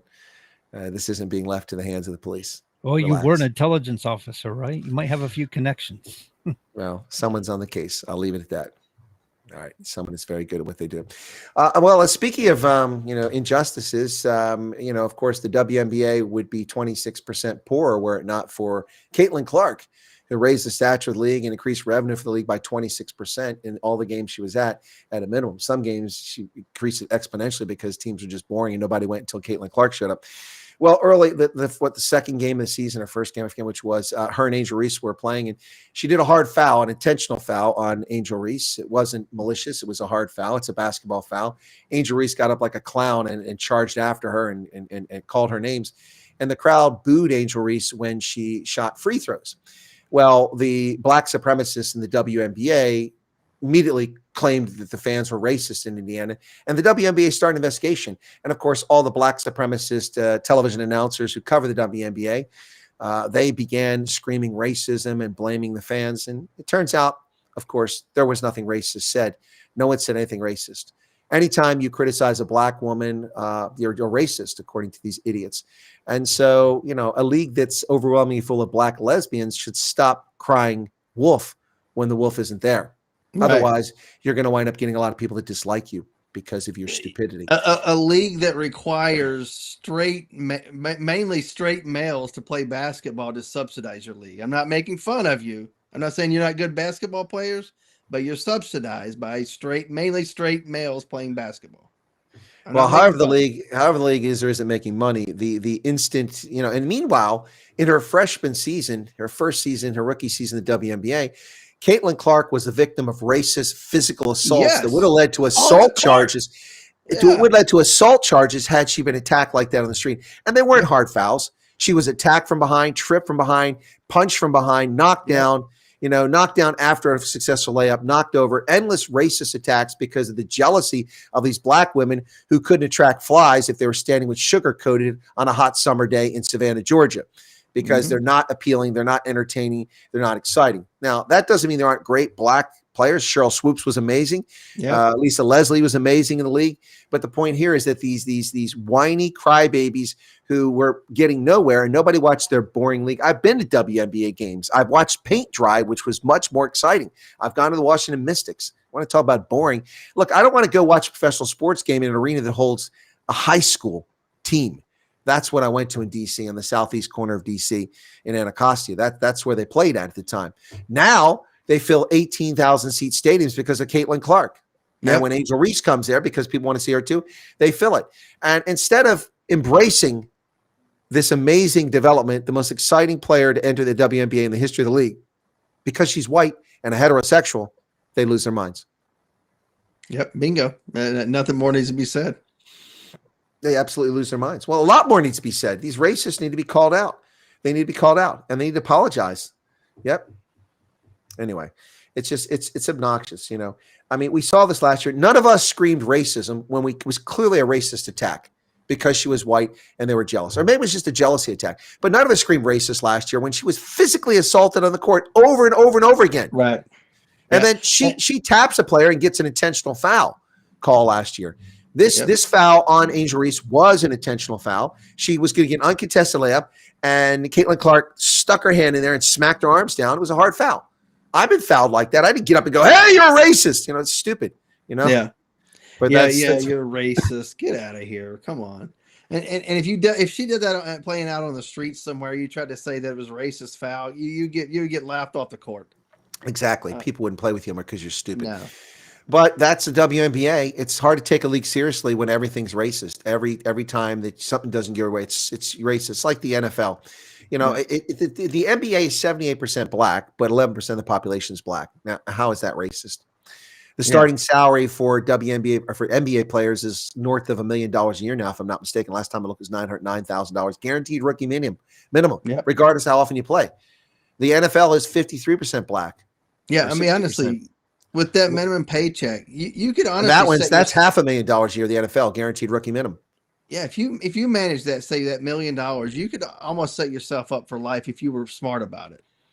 Well, and of course, there's a lot of money goes in taxes. About half that goes in taxes, but that's $500,000 a year. I mean, and then you've got Major League Baseball, where the number of black players is smaller than the population. It's I think about 7% of the Major League Baseball is actually black players.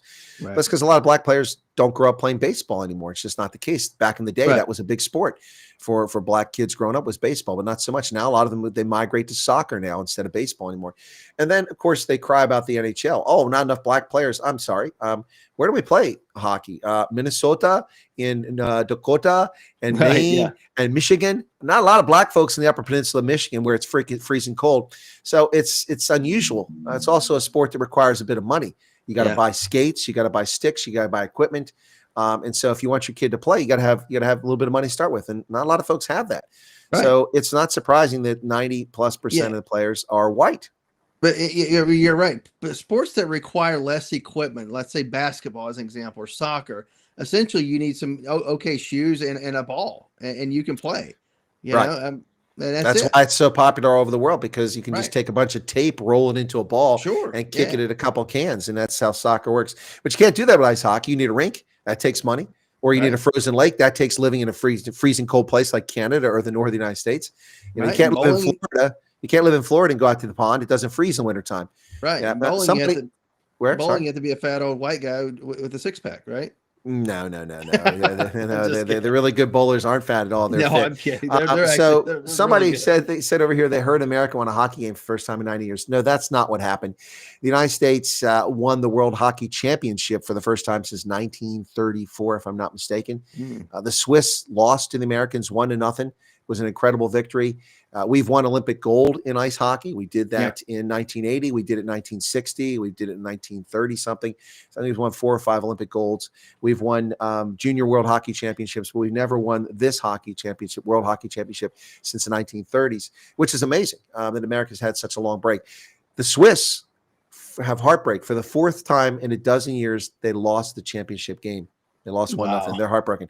And it's ironic because one of the players the player who tried to block the shot and missed it, that went through for the winning goal for the U.S., the player on the Swiss team is Jonas Siegenthaler, who got his start with the Hershey Bears, and I was there for his first game ever. Wow. That's pretty cool. Yeah, and he came up, he played for the Capitals. He got traded off. I think he's playing for Vancouver, somebody like it now, but he was playing for New Jersey for a bit. But Jonas Siegenthaler is the guy who was the defenseman who couldn't stop and then the goalie couldn't stop it either, and they scored the goal. The USA won 1-0.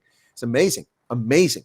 And congratulations, U.S. Men's hockey. This is an amazing accomplishment that we haven't achieved in nearly a century. It's amazing. It's been so long since we won that title. Wow, that is great. Good deal. Love it. Yep. There you go. Piece of cake, man. So how's you? I haven't asked you this in a number of shows. Ukraine, Russia, where are they right now? What's the assessment? Where does it go? Where does it go? Well, the killing Where's the continues. The killing continues. I mean, look, we've got to look. If Russia was a nuclear power, the war would end tomorrow.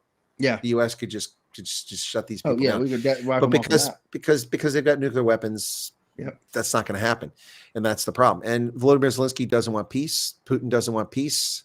I think the only answer is the Spetsnaz team takes out Putin or takes out Zelensky, and then the thing comes to an end. That's the only way this is going to end at this stage. Trump doesn't have much in the way of leverage. The New York Times on Sunday whined, Trump said that Putin doesn't want peace, but he won't punish him.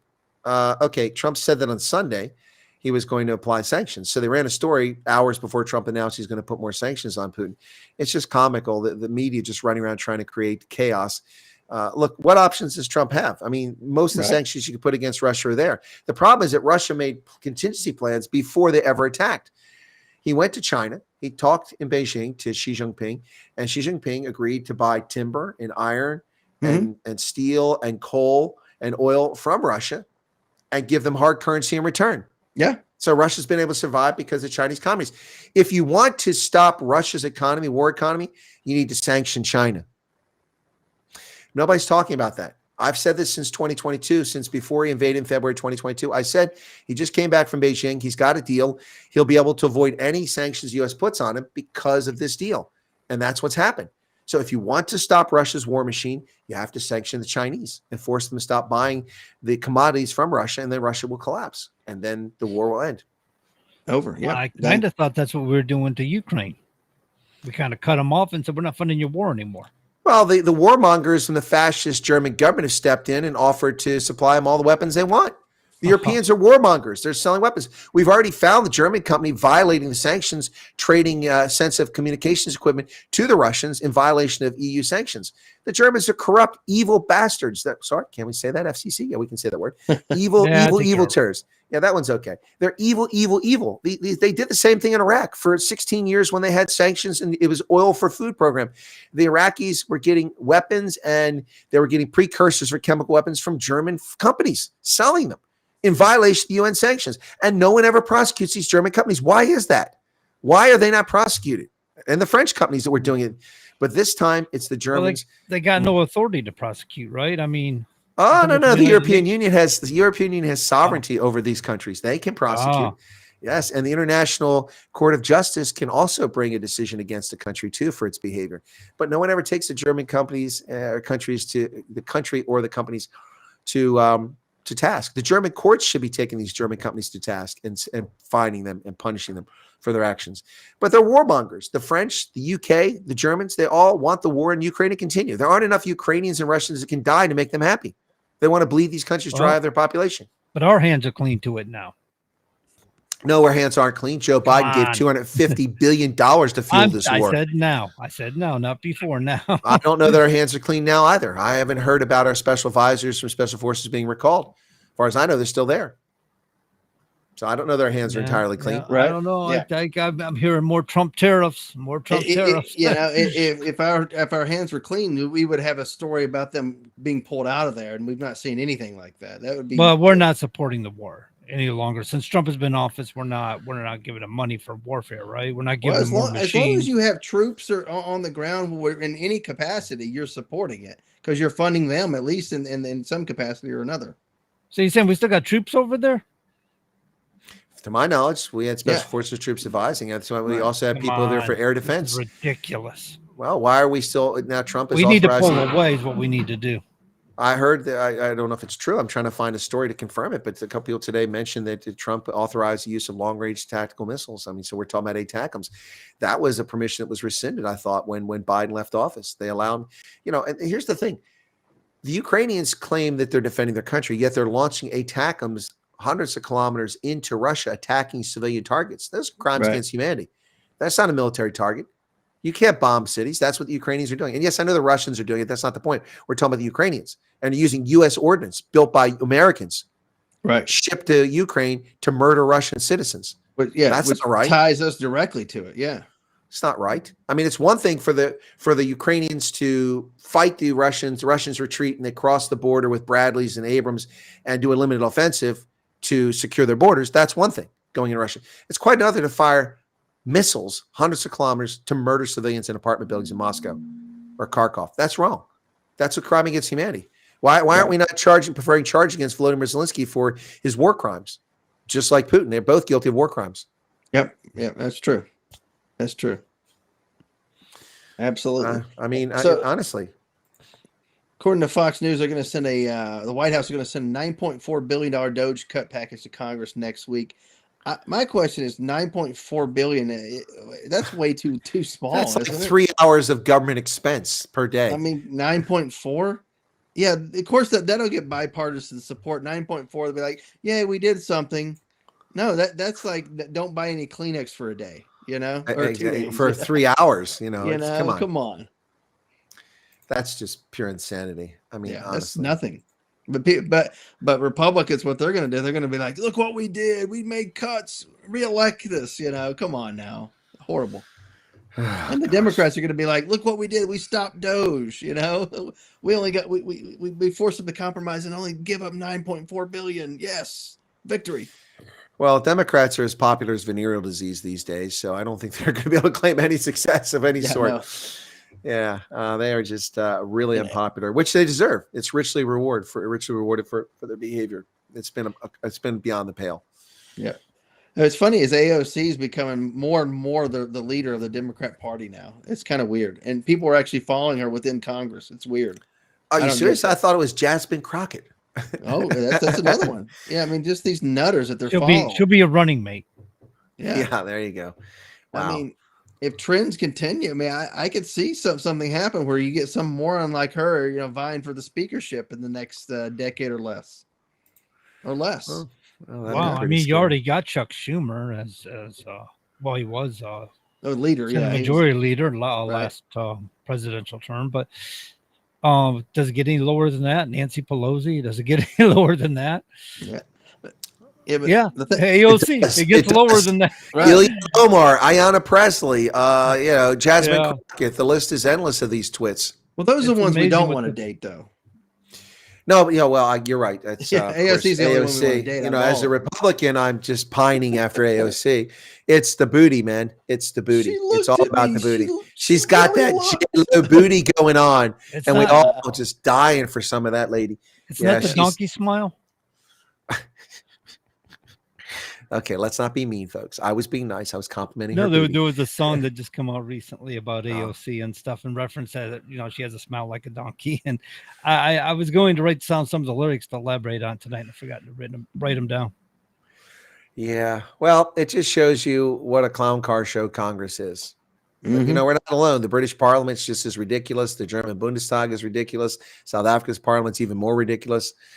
Yeah, it's sad. It's a sad. Has it always been this way, and we just didn't know it before? I mean, is this a part of the creation of social media? Now we're more aware and we see more than what we used to. I think that's part of it, John. But I think part of it also too is that government has grown so large and consumes so much of our lives and our money that it's everywhere all the time, intruding in our space and in our face, and so you can't help but notice it now. And also, there are a lot of attention seekers who are in Congress. They're all in it for the attention. Now we have people like that who are pioneers in me. Joe Biden is one of them. Right. For years in the Senate. Oh, look at me. Oh, my poor wife died in a car accident. Weren't you driving? No, actually, he wasn't. He was driving. No, was she driving? She was. His wife driving. was driving. She had a collision with a semi truck, and she was in the wrong in the accident. I don't remember if she cut him off or what happened, but she was in the wrong, and it cost him dearly. No, but he's milked tragedy in his family for decades. He milked that to get into Congress. Then he milked Beau Biden's death, from cancer. The guy is just evil incarnate. You're right. It is. It's a terrible thing when you see something like that. Somebody, a supposed loved one dies, and they're over here making it about themselves. That's just right. Well, it doesn't get lower than that. He used it as a shield, so that way you couldn't criticize him. Right. Exactly. It's like I'm a black lesbian. You can't say anything bad about me. Right. Why? And in a state like like Delaware, that's the size of Shelby County, Tennessee. It's easy to know everybody, all the issues and stuff like that. And it's like if you start a whisper campaign against him up there, at least back in the day, you were going to get shut down. That's our senator. You're not going to do anything to him because he brings home the gravy and he's corrupt as hell. And that's what they loved. Well, here's the thing. Delaware, you say, is the size of Shelby County, Tennessee. It's soon going to be the size of Junction City, Ohio. With all these corporations now leaving for decades, Delaware has been in a corporation state for corporations because of their tax laws, but because they're run by leftists, they're all leaving for Texas and Florida. The Truth Media Company, Trump's company, Trump Media, just relocated. Now they're based in Sarasota, Florida, and they've moved their corporation from Delaware to Florida. There's a tax base they're losing. I mean, that's a company that's getting $2.5 billion in investment this week from private investors who are pouring money into the Trump media, which will soon have something I said they should have done in 2020 when Trump was still in office and it was being run by blind trust. They will soon have a YouTube-like function with Truth Plus. But that's long overdue. We'll see what happens when that comes out. Are they doing that where anybody can do what we're doing now? Or I don't know. He's looking when Trump, you guys may remember, I've talked about this before. In the summer of 2020, when I couldn't imagine Trump possibly losing unless they latched this COVID scam onto him, which they did. They anchored him with COVID, even he had nothing to do with it. He's one of the few leaders that actually took action to stop it, but it wasn't effective. Anyway, I said, at this time, just in case Trump loses, he should have someone as blind trust building a social media company that won't censor. Because remember, we already knew that they were coming after Trump. So that won't censor conservatives, and it'll have a Facebook, an Instagram, a Twitter, and a YouTube-like function all enrolled in one. And Trump could charge $20 a month subscription for free speech on that, and he would make $6 billion a year conservatively based on subscriptions alone. He'd paying $20 a month. He would get 25 million people that sign up for this easily in the first year. And they never did that. They finally, after he left office, came up with Truth Social, which is lame. I'm sorry. I don't know how you get subscribers on there unless you buy them or your name is Trump, or a famous person. But Truth Social, I get no traction on that whatsoever, and I'm not impressed by it. The only reason I use it is to go see what Donald Trump has just said, because he still uses it. But hopefully Truth TV will be what it should have been years ago. Anyway, we'll see. Yep, That's that what makes I'm hoping. sense. Yep. So what I'm hoping, John. that provides. Go ahead, Todd. Sorry. No, John. I love the angle tonight, and I love the fact that we got the advertisement up there for the book. There, the sold 24 books right now online with Amazon, though. Just so everybody wants to know, full disclosure, I've sold a few in person as well. But I appreciate you keeping up the advertisement, because we're going to try to sell 1,000 and donate all the money to the Be the One campaign. So appreciate you, John. So the 1,000's the short-term goal right now. Yeah, 1,000 I think would be great. About a little more north of $5,000, something like that, would go to the Be the One campaign. So all donated to charity. So, but I appreciate this platform allows me to do some things here to create scenes. So I was like, oh, okay, I'll get Todd's ad in there. I got a couple other ones. I started out with Mammoth Nation. I was going to keep that on for a while, then revert to this one. But then once you said something at the beginning, I'm like, you know what? I'm throwing this one up here. I'm going to leave it. Right. There you go. It's important. So I hope people listening realize this is important. And Todd's not asking anything for this. This is all charitable on his part. So he put in all the hard work. He put in all the effort.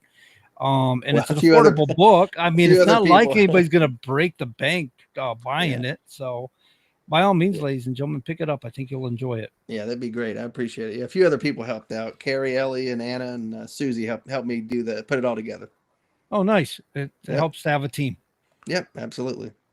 Yeah, and Christmas Eve, what a tough time. But I mean, that's a peak season for suicide. Sadly, That's it's Christmas.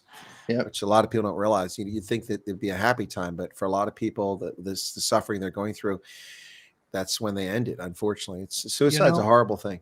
We just had Memorial Day weekend, and we didn't really talk about it in the last show. But during Memorial Day, I was thinking, in regards to what you were just saying, that there's a lot of organizations, VFW, there's so many other organizations for these reasons, for veterans, where people can be more involved. Yep. And we don't really talk about this, unfortunately, I've actually heard people say Happy Memorial Day. I'm like, that's really not the mood for this. It's really, it's more of a somber holiday. It's really not even a holiday. It's a day of recognition or memorandum. Yeah. Remembering, yes, correct. Well, yeah, two separate things, though, of course. Some service members do, unfortunately, end their lives in uniform in service. Memorial Day, of course, was originally Decoration Day at the end of the Second World War, or the Civil War, in 1868, to commemorate. People would take flowers and decorations to the grave sites of veterans of the Civil War. It became known as Decoration Day until 1970, when it was designated Memorial Day. And it is intended to recognize those who gave their life in service to the nation, not just in wartime. That's a misnomer. It also includes those who died in training accidents or in the line of duty while serving uniform. Suicide's a little bit different. Some of those died in uniform that way, but many veterans are committing suicide. That's what Todd's book is about a veteran who committed suicide. And it's really sad. And a lot of it, of course, it tends to oftentimes be tied to mental illness and despair. That's a result of what we go through as service members is something many people, except for maybe law enforcement and first responders, really don't understand or appreciate.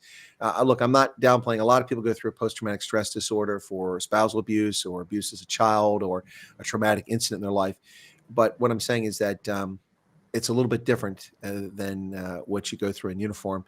And it really can be a lot for someone to deal with, particularly if you've had to take someone's life in combat. That's a tough thing to live with, even if it's justified, it's moral.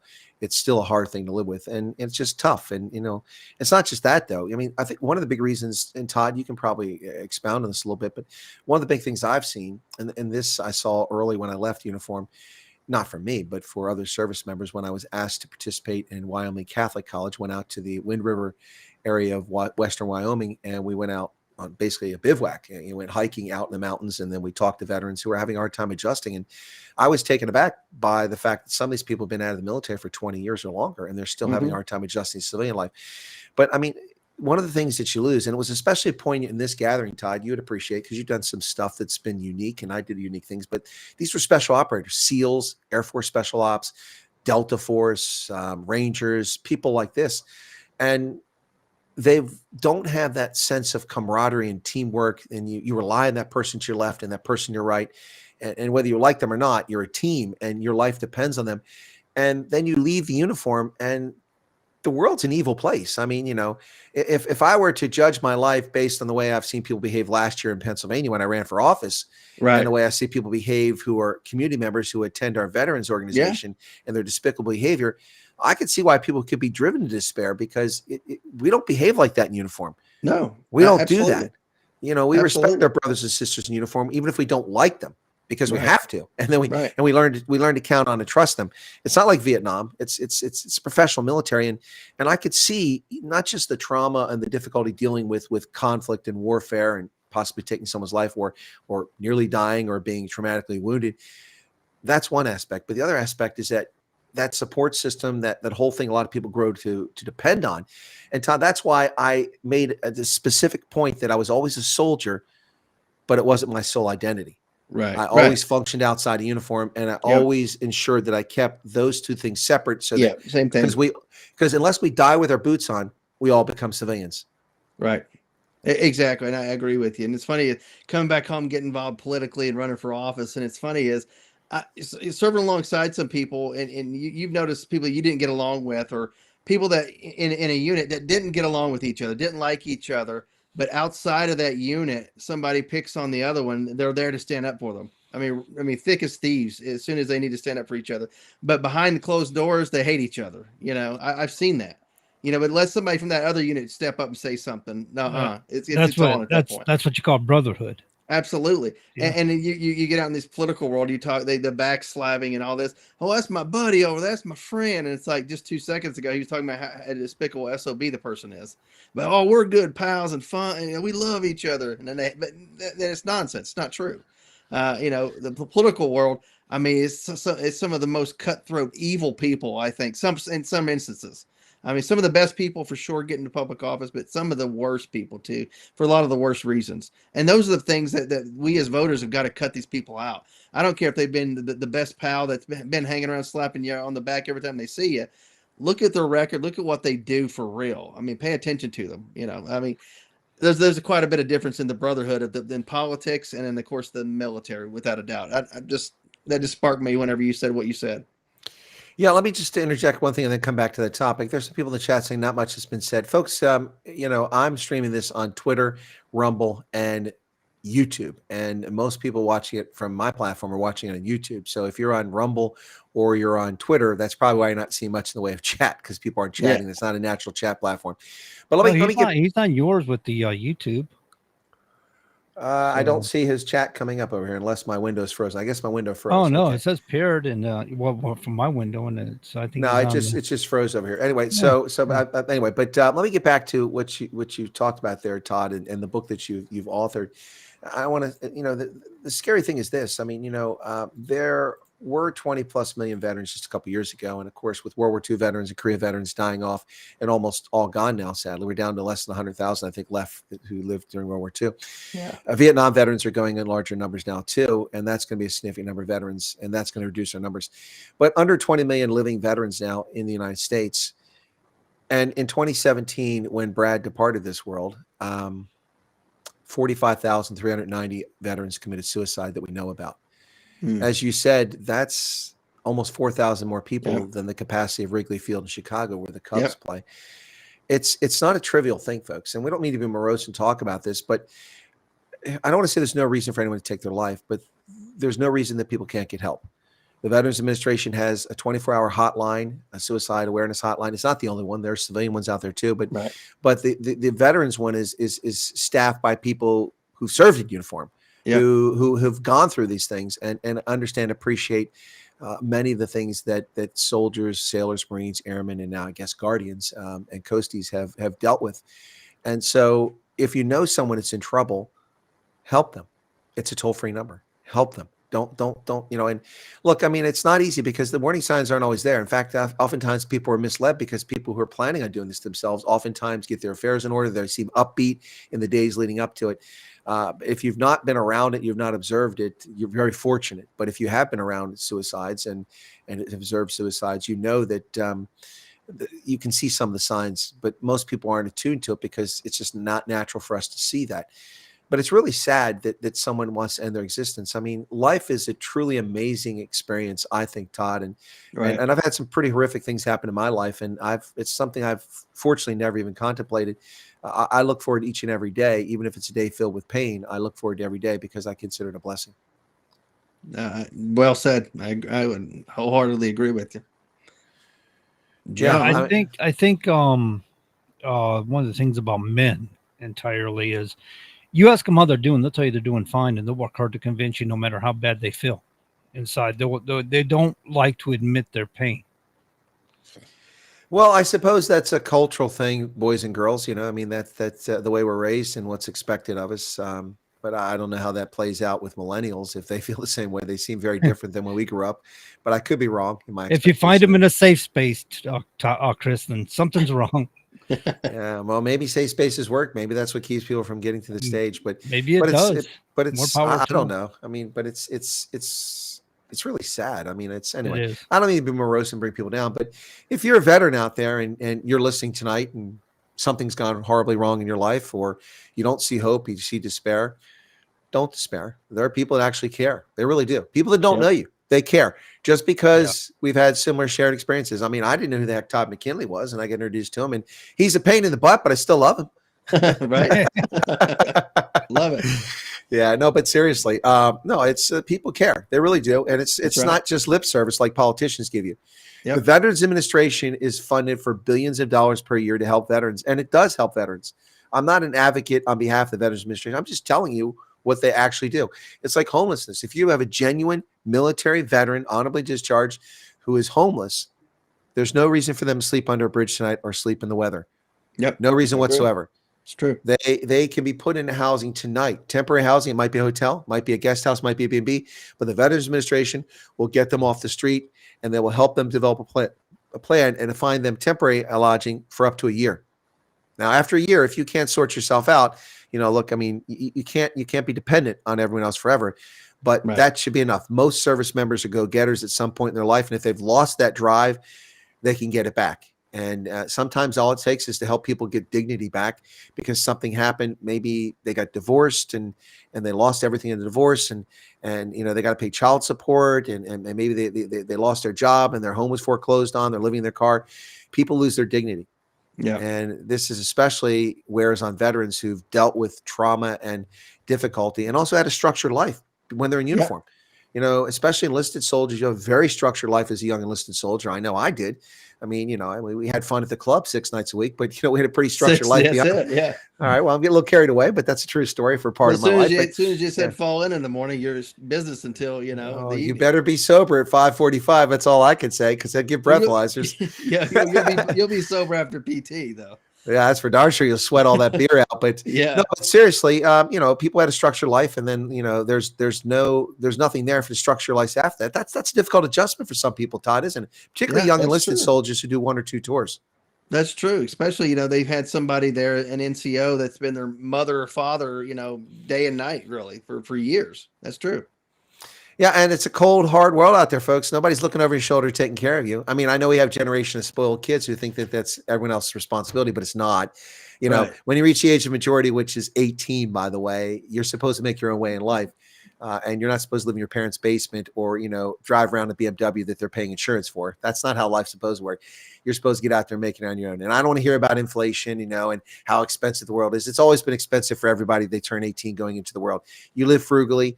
You live responsibly. Maybe you have a roommate. You share a place. Right. Maybe you live in a small apartment until you get your feet solid. You get some savings, and then you step up in the world. That's how life's supposed to be. Life's supposed to be difficult at 18. We're all not Kennedys handed a silver spoon and a Lamborghini, when we graduate from high school to go off to college. So you've got to make your way in this world, and it's a cold, hard reality. Life is a competition. Right. If life wasn't a competition, Todd, then DNA and viruses and bacteria wouldn't take us out. There'd be no cancer trying to destroy us. That's true. Absolutely. You got that right. And the thing is, we have too many people that we've propped up. It used to be a dog-eat-dog world where you compete with other people. Now we prop everybody up. People that should have failed a million times a long time ago, we prop them up. And now we have to not only go work for ourselves, we have to work for them and the 5 other losers they hang out with. Well, that's a harsh reality and a harsh statement, but there's a lot of truth to that. It's, look, we've, as a country, America, have become far too comfortable, and we've Yeah. allowed our edge to slip. We used to be First the world world's problems. leader. We Yeah. were the world's leader in patents. We were the world's leader in copyright development. We were the world's leader in new inventions, scientific discoveries. And we've allowed ourselves to slip. We've allowed our university to be full of foreign students who get all these degrees and then take their skills back to wherever, China or Europe or somewhere like that, instead of developing these things here. Some stay. But the point is that Americans need to be hungry again. We need to want to be the best in the world. Can't simply run around and get America, man, America. It can't just be America because we're proud of our country. We've actually got to earn it. And we've got to earn our way back in the world. Honestly, I think drugs have been the ruin of America, not just street drugs. I'm talking about prescription drugs and the way they're being used. And I think RFK Jr. is addressing this in Maha right now. He's talking about the use of drugs and how they're being used on children and stuff, and how it's setting things up, creating a lot of illness in this country. And I think that's really the downfall of this country, to be honest with you. And I hear countries like China's talking about their working age people retiring now. It's like, well, who's behind them? They got billions of people in there. What was it, 1.4 billion now? About 1.5. So where's the working class? I mean, what are they doing over there? Why is there so many similarities in so many countries? The communists screwed the pooch on this. They limited the one-child policy for far too long, and now they have a population inversion, and they're not going to have enough youth to fill up. They're going to be just like Japan, where there's too many old people and not enough young people. But that was intentional. They did that on purpose to limit the population, and now it's gone horribly against them, because when you can only have one kid, they euthanize the daughters so they could have a son. That happened far too often. One of the questions here in the chat was, do I think that veterans no longer feel like they have a purpose is what contributes to suicide? Maybe because they never had a different dream, like being a pilot after they served. I think that might be part of it. I think that plays a role. Enemy, Fori, who asked that question from South Africa. I do think that people who lose their sense of purpose, it contributes to despair and leads down a path of maybe substance abuse or other problems. Yeah. And it does lead to suicides. I think you're onto something there. It's a fair point. In some cases, I've known that to be the case. In my case, as I said, and I suspect Todd was the same way, my identity was never Captain Wyatt, Major Wyatt, Colonel Wyatt. I mean, that's who I was. And I still, I'm still a colonel. I mean, and Todd's still a senior NCO. We could be recalled to active duty at any time, much to our chagrin. You never know. And both of us have unique skill sets. So don't hold the phone, because you might find us slipping back into fatigues here. It could happen. But the point is that that's still part of our identity, but it never became a core part of our identity, overriding who we actually were. I've always been Chris, even though I was an officer in the Army and proud to be a soldier. And so for me, also, what I did was unusual. I think what Todd did was unusual in some respects too, but I spent a lot of time working in embassies, working with industry, wearing civilian clothes sometimes, being an intelligence person, wearing civilian clothes, working at a university. And so I moved in and out of military formations.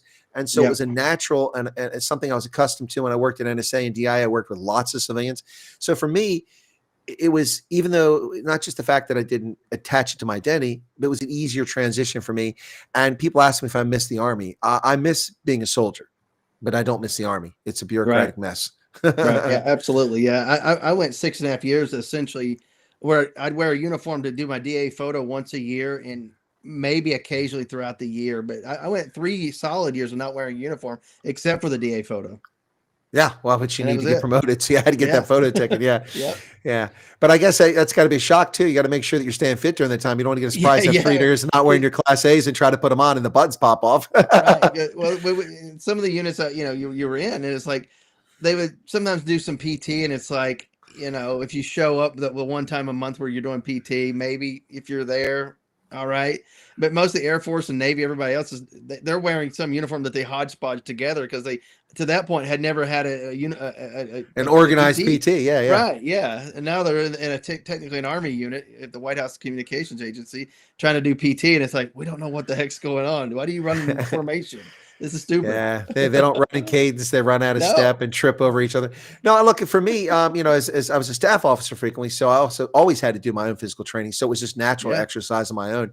Although I, of course, got lots of experience running in formation and with units, but I actually preferred it that way, and I was good at staying fit when I was serving. So I don't miss the Army, but I miss being a soldier. That's a fact. There we go. I agree with that. Yep.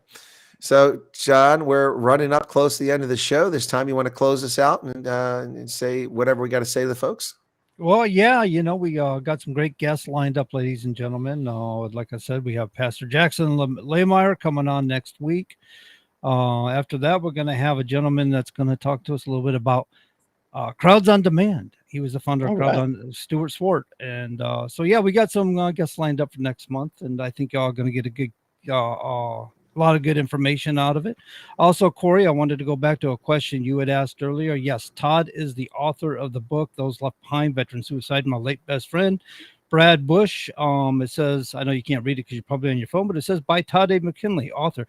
Todd, what does they stand for? Awesome, absolute? Alan and awesome. It's both of those at the same time. There it is, ladies and gentlemen. That's our show for tonight. We hope you got something out of it. Stay tuned for more WSMN and join us again.